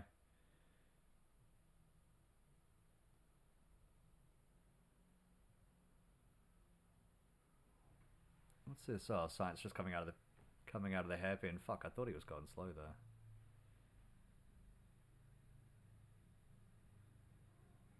So Sainz is an interesting one. I do wonder where he'll end up next year. I mean, I'm quite invested in the fellow. I mean, look at this shelf right here. It says that.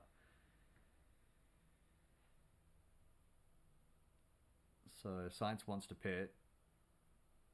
Ferrari is saying stay out. Ah, fuck. Don't listen to your pit wall, mate. Don't do it. It's not worth it. That's a lot of smoke at the chicane. Who would that have been? I think Sainz has just had a big lock up there. Either that or Ocon's been turned around. I get the feeling we'll see a replay of something going all pear-shaped in the chicane there, because that looked like a whole lot of smoke. Checo. Easy pass. Easy pass. Like the Hamar superstar. Into turn 1. Past Leclerc and away she goes. See you later. Fucking way she goes, boys. Now, here we go. Replay. This will be Sainz probably locking up into the chicane. Yep. And just had to do a bit of the Piastri cut across the inside of the chicane there. It's not as big of a lock-up as I thought maybe it could have been.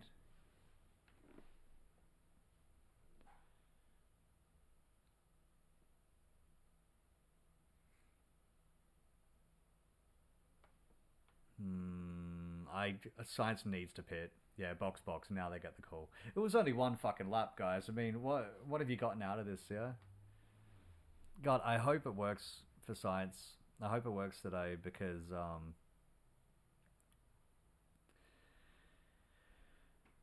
I don't know why they didn't at least try to maybe undercut Perez, or at the very least, you undercut Perez, or you force him to pit earlier than he wants to, and then maybe you could fuck around with Leclerc that way.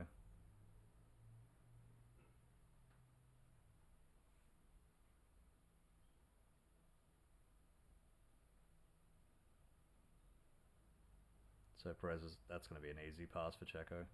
Very, very easy. I get the feeling Leclerc's going to get by him as well. He will. Look at Sainz dropping. He's going to finish behind the Mercedes at this rate.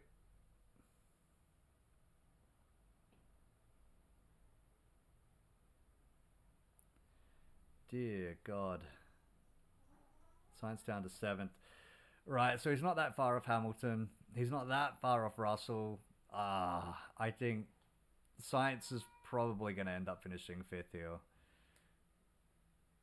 16 laps to go. I mean, it's not impossible that he could... No, I'm not sure I see him getting by Norris here, to be honest. Who knows? I mean, they've all done, what, 10 or more laps on those tyres? Except for the Red Bulls up front. All of them have done 10 or more laps on those tyres, so it should be a lot more grip for Sainz available, but he's sort of running out of laps there, and yeah, I'm starting to think he might end up... I get the feeling that they would be happy, the team would be happier with Leclerc finishing ahead of Sainz, so they'll probably tell them not to fight, even if he does manage to get his way past Norris as he looks on the inside of Hamilton at the spoon corner, doesn't quite get it done.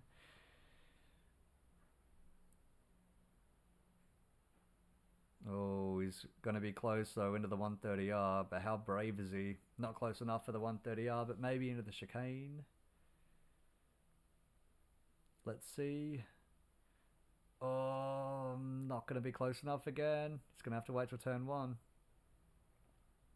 The thing is, it's only been 10 laps on hard tyres, so it's not like they're going to be... Oh, Russell's pitting. Why are you pitting, buddy? I didn't think that Russell would pit. I really didn't think so. That's surprising. That'll drop him behind Piastri as well. So they're going to the mediums. Interesting.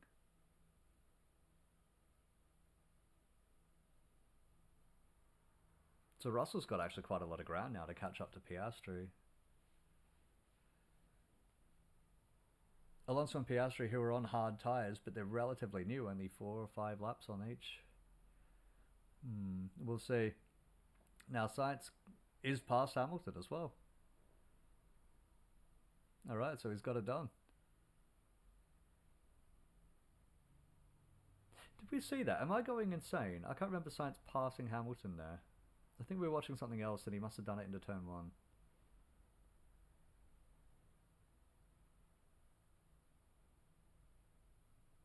Replay of Norris getting it a little bit wrong. Oh, yeah. Surfing his floor on the curb. Norris looking in his mirrors, probably checking to see if he sees anything flying off the car. I think he's just gotten away with it there.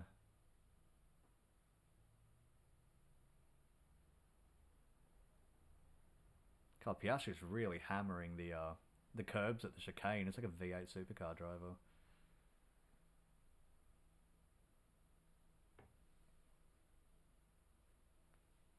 So Hamilton, should we extend or not? Let us know how the tyres are. Tyres are still good. Yeah, I mean, they're not that old. They're not that old. 15 laps. I mean, they're getting old. They're certainly not brand new anymore, but I mean, what would they only be about halfway through the life that you'd expect out of them? I'm not sure about Hamilton either, because he's going to be jumped by Russell now. I mean, he was behind anyway, but he's absolutely going to be jumped by Russell now.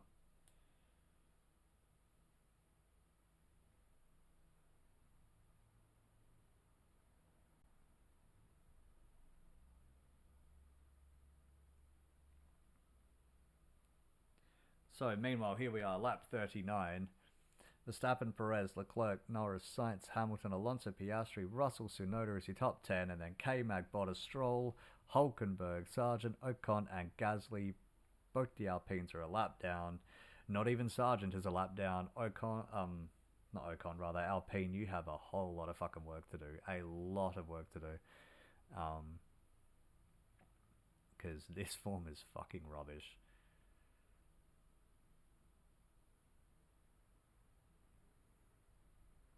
Hamilton, box. Alright. It's not... I mean, they'll have to pit him anyway, because Alonso and Piastri are going to catch him, so... I guess there's nothing they're really going to... Not going to lose anything by pitting Hamilton here, but... I'd say definitely Russell's going to get by him. In fact, I think he already is now. Yeah. Oh... Not a great stop either, 3.3. Not great.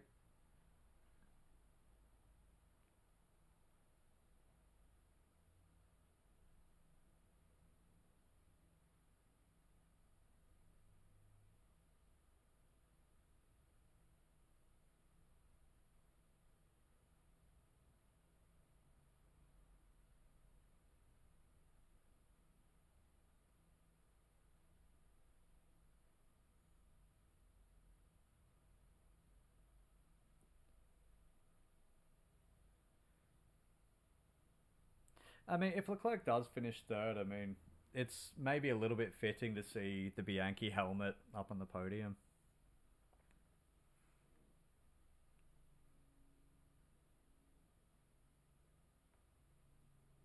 You know, it's been 10 years, not to the day because this race has run a lot quicker now, but or like earlier in the season rather, but it's been 10 years since it all went pear-shaped.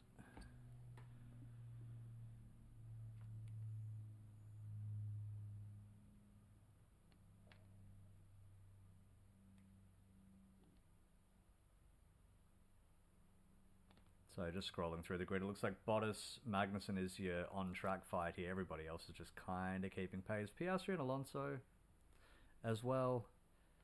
That'll be fun to watch. The Sainz is catching Norris, so here we go. Sainz is absolutely on form this year. Really, really is. And I was afraid that when the Hamilton move to Ferrari was announced in the off-season that it would just rock Sainz's season. Oh, okay. Front right was a bit sticky on Lewis's pit stop. Yeah, whatever. I thought that it might derail Sainz's season, basically being told that you're getting chucked before you've even started. It's not the first time, even recently, Ferrari have done that. I remember 2020 when the season started in June because of all that COVID bollocks, and it was already announced that Sainz was going to be taking Vettel's seat, and Vettel didn't really have a great 2020 at all. Not even a little. I mean, Ferrari didn't have a good 2020, but Vettel really didn't. I was wondering if maybe something like that might be going on as Checo puts a lap on Ocon. But no, Sainz is absolutely up for it. He's totally fighting for his place now. Not at Ferrari, of course, but it's going to be interesting to see where Sainz will end up. He could end up in Checo's seat, unless Red Bull decide the change is fine. They don't need it. Yellow flag, Sector 2. Who's this? Sargent. Looks like Sargent stopped on track at the second Degner. That'd have to be a crash, unless his car's just sort of died. They're not showing it. Where are we? He's well off. He must be well off. Oh, there he is. Okay. Okay, so that's why there was so much dust, because he's still spinning his tires in there. God, it's... I wish they wouldn't do that. I wish they'd just show the car there, and you can see what's going on, because it's a very uncomfortable few seconds when you can't see the car, and if they're not showing it, if all you see is like maybe smoke or dust or something from where the car would be.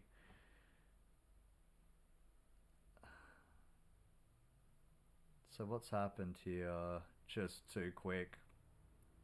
So this is what could have happened to Leclerc, but didn't.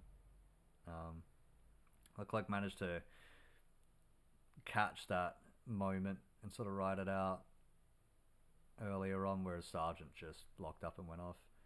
And again, points would have been really, really, really vital for Sargent today. Really vital. And I do wonder. I don't think Sainz will go to Williams, I'll put it that way. But Sainz could go to Red Bull if they decide that change is fine and they don't need it.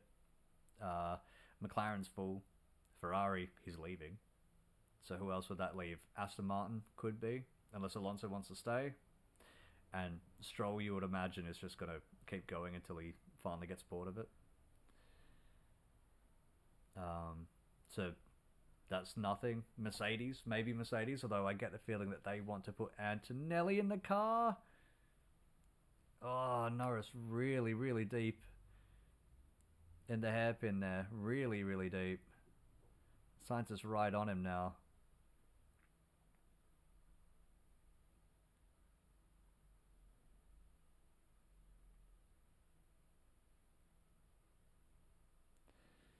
I mean, what's Norris got now? 16 laps on his hard tyres. I think even with light fuel, it might be just chewing them a lot now. I mean, Sainz would be looking at Lando Norris here and would just be seeing Goatsy. Just come have a go, lad. Come have a go. My car's fucked. And look how close he is as well, coming through the final corner. Sainz is planted. Norris is moving around a bit. Just no grip left. DRS, easy as you like. And away he goes. Now, what will they do with Leclerc and Sainz? Will they hold position or will they let them race? Now, they let them race before. They did it in Monza last year and it was fucking fantastic. I do wonder if they'll just hold position here.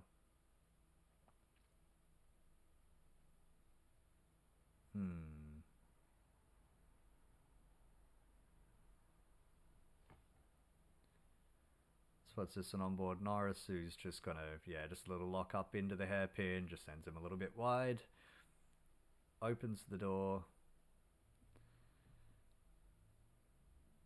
Opens his arsehole for the Chad to come in and just go right through it. Easy. Well done. Good work, Carlos. But yeah, I mean, looking at the grid, I'd say Carlos, if Mercedes are super keen on Antonelli, as they appear to be, one more to go for the podium is already a call to Carlos Sainz. So, no team orders. Here we go.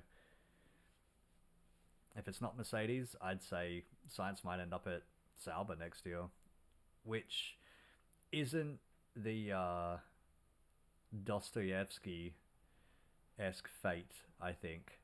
Or maybe is a bit Dostoevsky-esque. He's going to get thrown out into the wilderness, and then a couple of years later he's going to come back as super competitive with a proper works Audi outfit, which should 2014, which should be competitive, should be very competitive, and it should be competitive quite quickly if they're if Audi's history in any other racing category is anything to go by. Now it's the first time they're going to be doing this shit in F1. But I mean, every time you ever see Audi in a whether it's Le Mans, Formula E, or anything like that, even the fucking Dakar Rally, they commit to it, and within a few years they've won it. So now F1's a different beast. How different, we'll see. But I do get a good feeling about them. I'm also getting a good feeling about a Sainz podium after all here, actually. Less than a second now behind Leclerc, especially if they're not enacting team orders. I think it's absolutely just there for the taking. Totally there for the taking.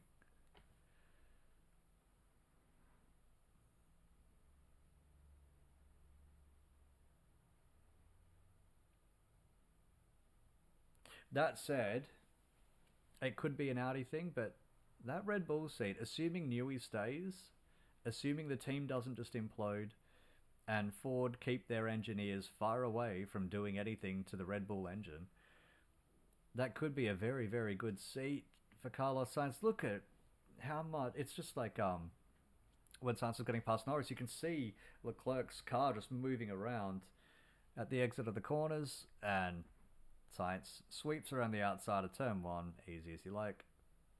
Good work, Carlos. Great fucking stuff. Great stuff. He's had a great start to the season. He really has. And I think if it were not for his appendix, if his appendix didn't try to kill him a few weeks ago, then I think he would have been leading the championship right now. Not for very long, and probably not by very much. But he could well have been leading the championship. Which makes just a nice change from Max. But, you know, before he inevitably wins it, on board with Norris here. Not Norris, sorry, with Lance Stroll here. That's a good pass on Valtteri Bottas. A very good pass.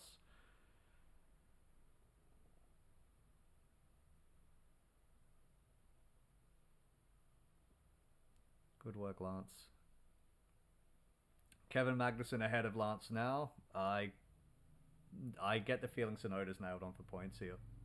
Or for a point, rather.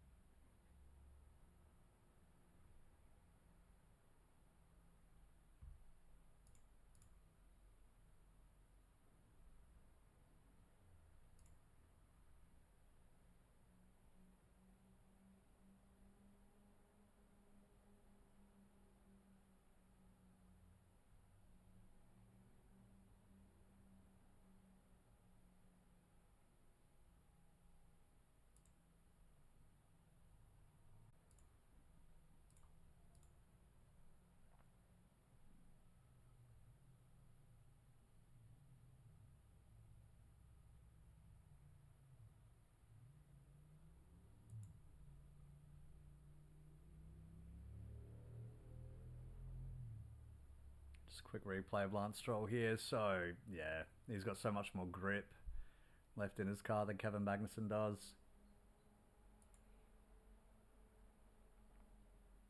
Easy as you like.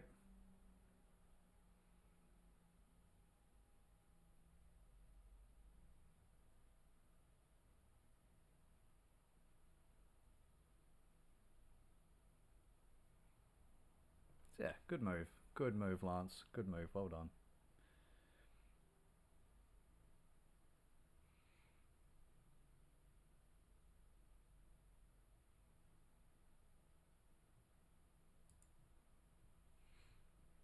It's nice to see Lance doing well after his real pig's head of qualifying. I mean, I think I said before, like, he did well in Australia, and very well, and I think just generally he gets a lot more shit and stick than maybe he deserves. I think a lot of it comes from envy, to be honest. We would all want a billionaire dad who would buy us a Formula One team, but we don't all get that. But it's unbelievable how bad our speed on the straight is, man. It's like it's a different category. GP2 pace, perhaps? So Stroll is learning from Alonso then.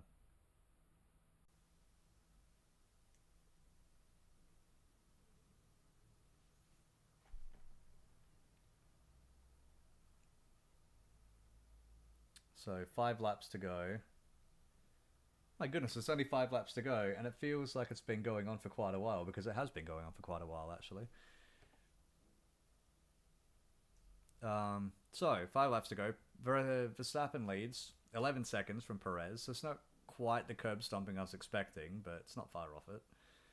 Sainz third, Leclerc fourth, Norris fifth, Alonso sixth, Piastri right behind him in seventh, Russell right behind in eighth. That might change, you never know. And then Hamilton, no man's land in ninth, and Tsunoda way further back in 10th. Just look at that power gap between the top 5 teams and then everyone else behind them. And that would have been Stroll in 10th had he not completely fucked his qualifying, I'd think. So 6.8 seconds, only 5 or so laps to go. 4 or so laps to go for Stroll to catch him. I don't think he's going to do it.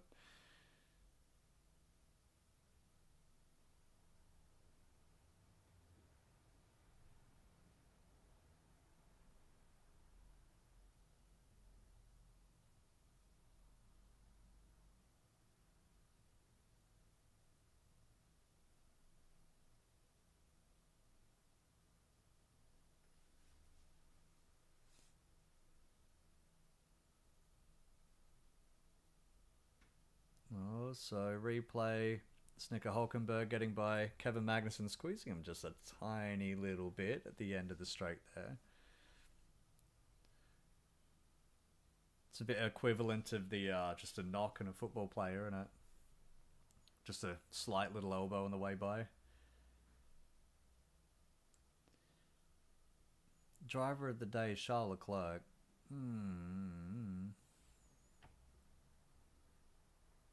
I don't know if I agree with that. Honestly, I think Verstappen's been completely flawless. Tsunoda had some decent passes. I suppose Leclerc's had some decent passes. Checo, maybe. I'm surprised Checo's not even up for the vote whatsoever. He's had some great passes. He's going to finish second, which is about as good as he could do here.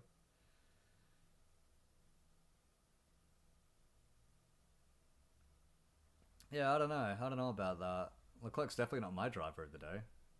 Oh, Russell, that's going to be very close with the McLaren. McLaren has to make evasive action, so Piastri's pulled right out of that. I don't think there's any problem with that, but the stewards will see. However, it's kind of opened him up into turn 1. Piastri stays ahead. Russell just can't get the move done. Russell, don't crash late again, man. Can't be doing that.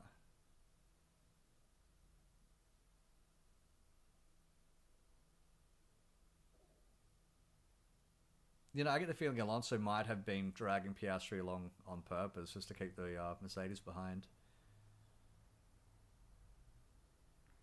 I mean, that is something that Alonso would do. He's very tenacious and sagacious like that.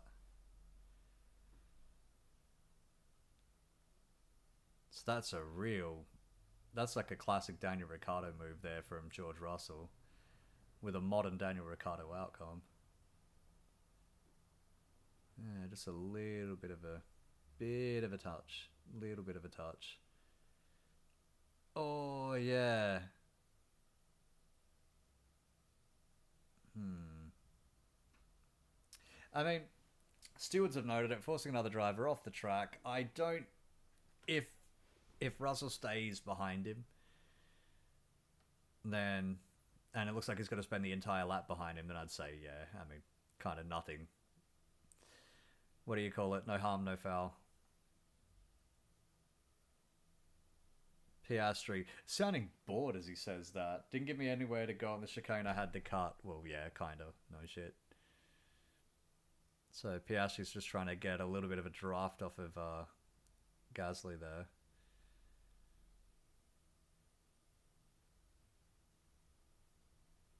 So I wonder. I want to keep an eye on Alonso and what he's doing with Piastri, because I get the feeling that he's giving Piastri the DRS to try to keep him behind, to keep Russell behind. Because if Russell gets past Piastri, he'll probably get past Alonso.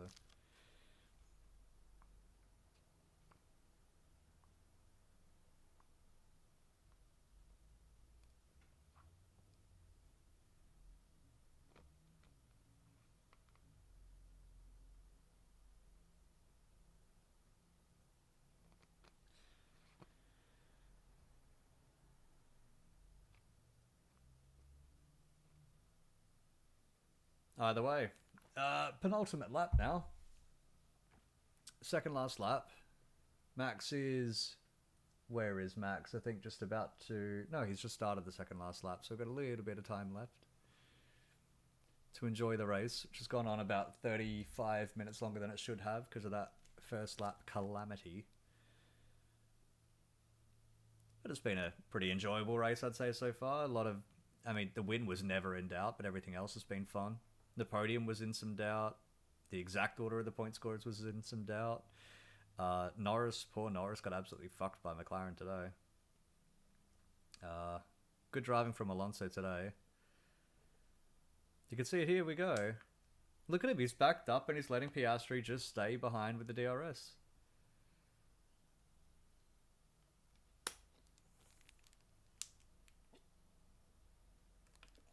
That's the thing about Alonso.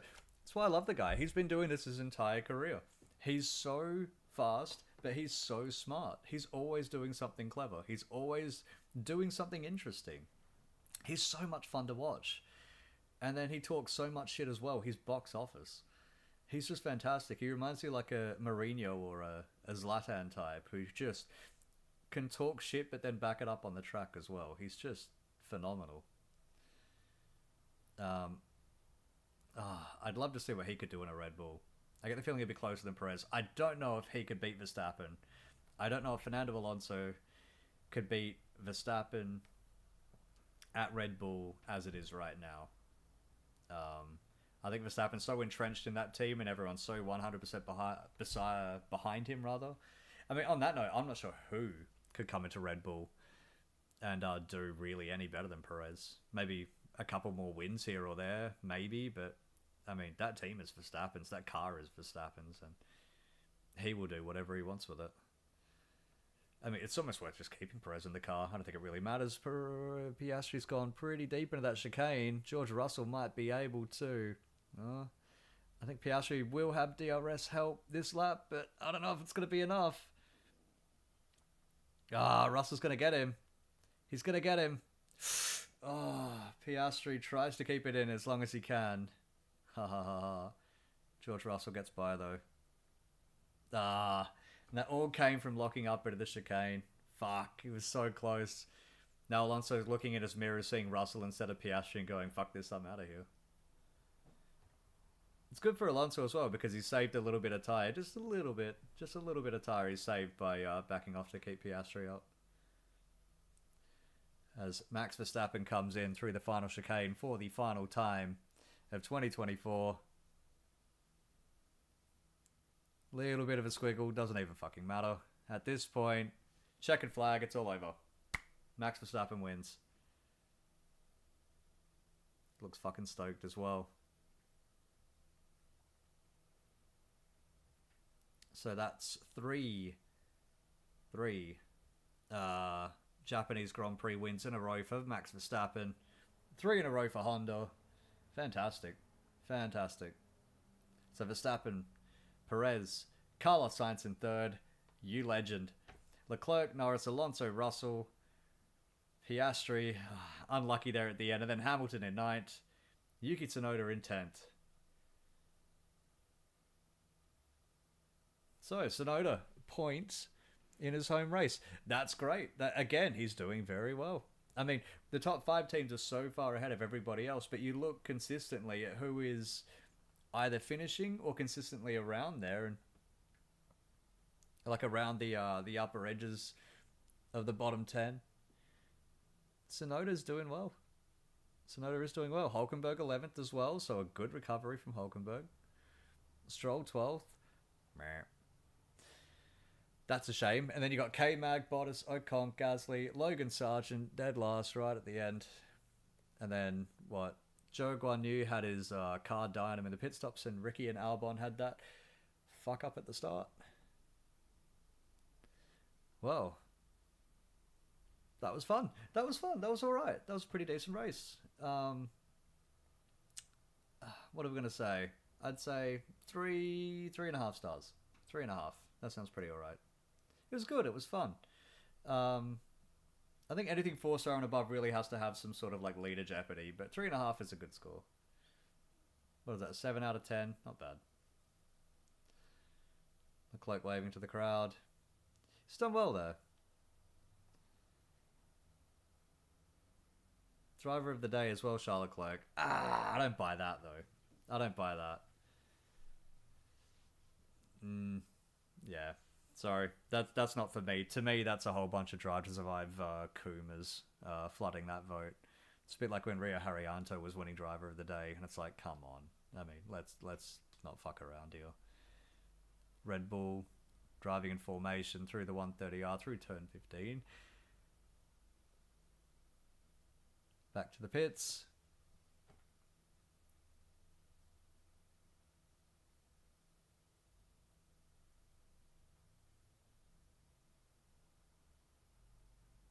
Good work. Good work. Good work, Checo.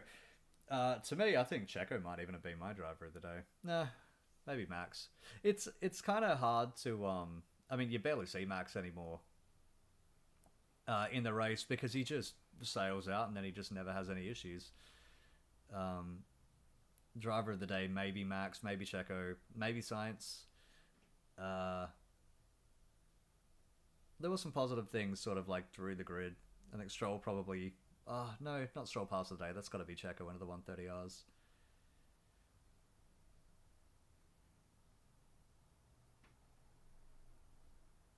However... So, Verstappen climbs out of his car, wins. Good stuff. Legend. Great stuff. He will be champion. He will be. I mean, at this point... You may as well stop looking at the championship points because you're seeing the world champion in real time. Yuki climbs from his car. He's going to be stoked with that. 10th place. 10th place in his home race.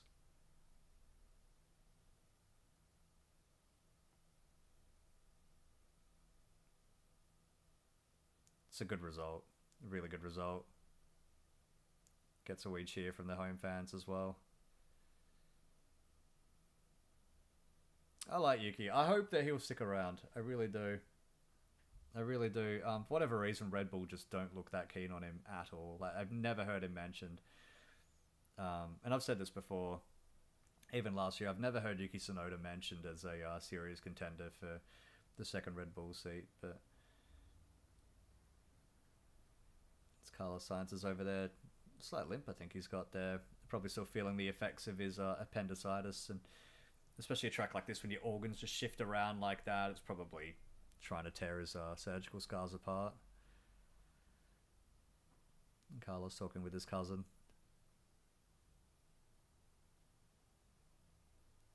So, yeah, I don't know. I do wonder. Maybe Yuki would be a pretty decent fit for the Red Bull.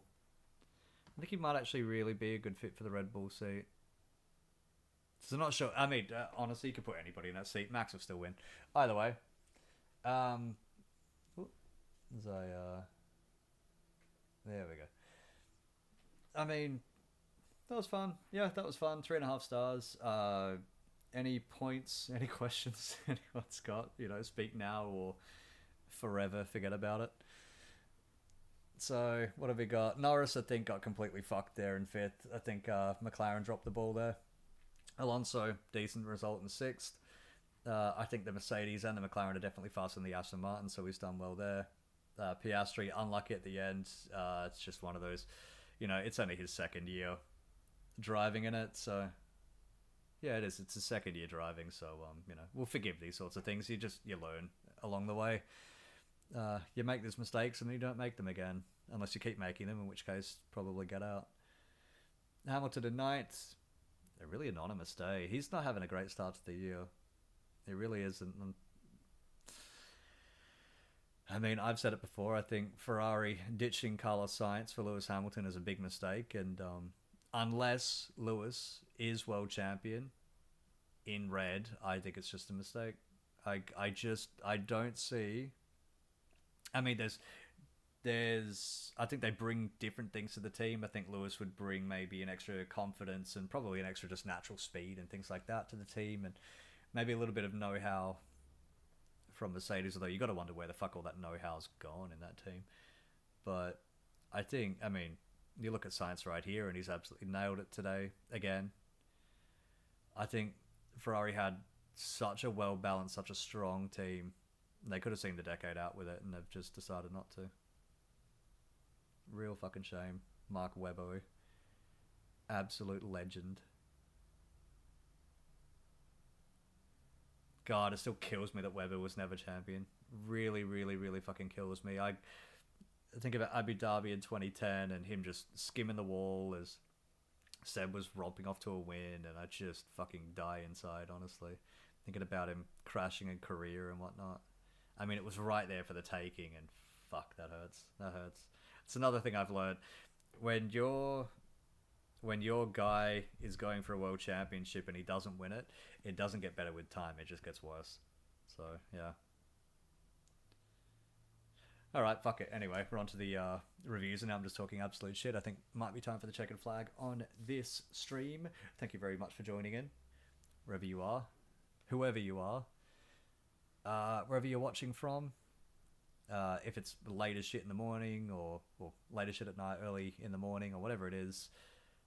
Thank you. Thank you for keeping me company here. It's been lovely. It's been a pleasure. I will be back in 2 weeks' time, Saturday and Sunday, for the Chinese Grand Prix, the sprint, where I'll be making all sorts of petty, angry rants about it and how much I hate the sprints in general. But it'll be nice. It'll be nice to go back to China and have a race there. We haven't raced there with these cars. Haven't raced there since 2019, actually, so it'll be fun. It'll be a whole lot of fun. In fact, the last time we raced there was the 1000th F1 race, and we've done a whole lot more since then. Anyway, that's then. I hope to see you then. I hope you're well. Until then, again, thank you for watching.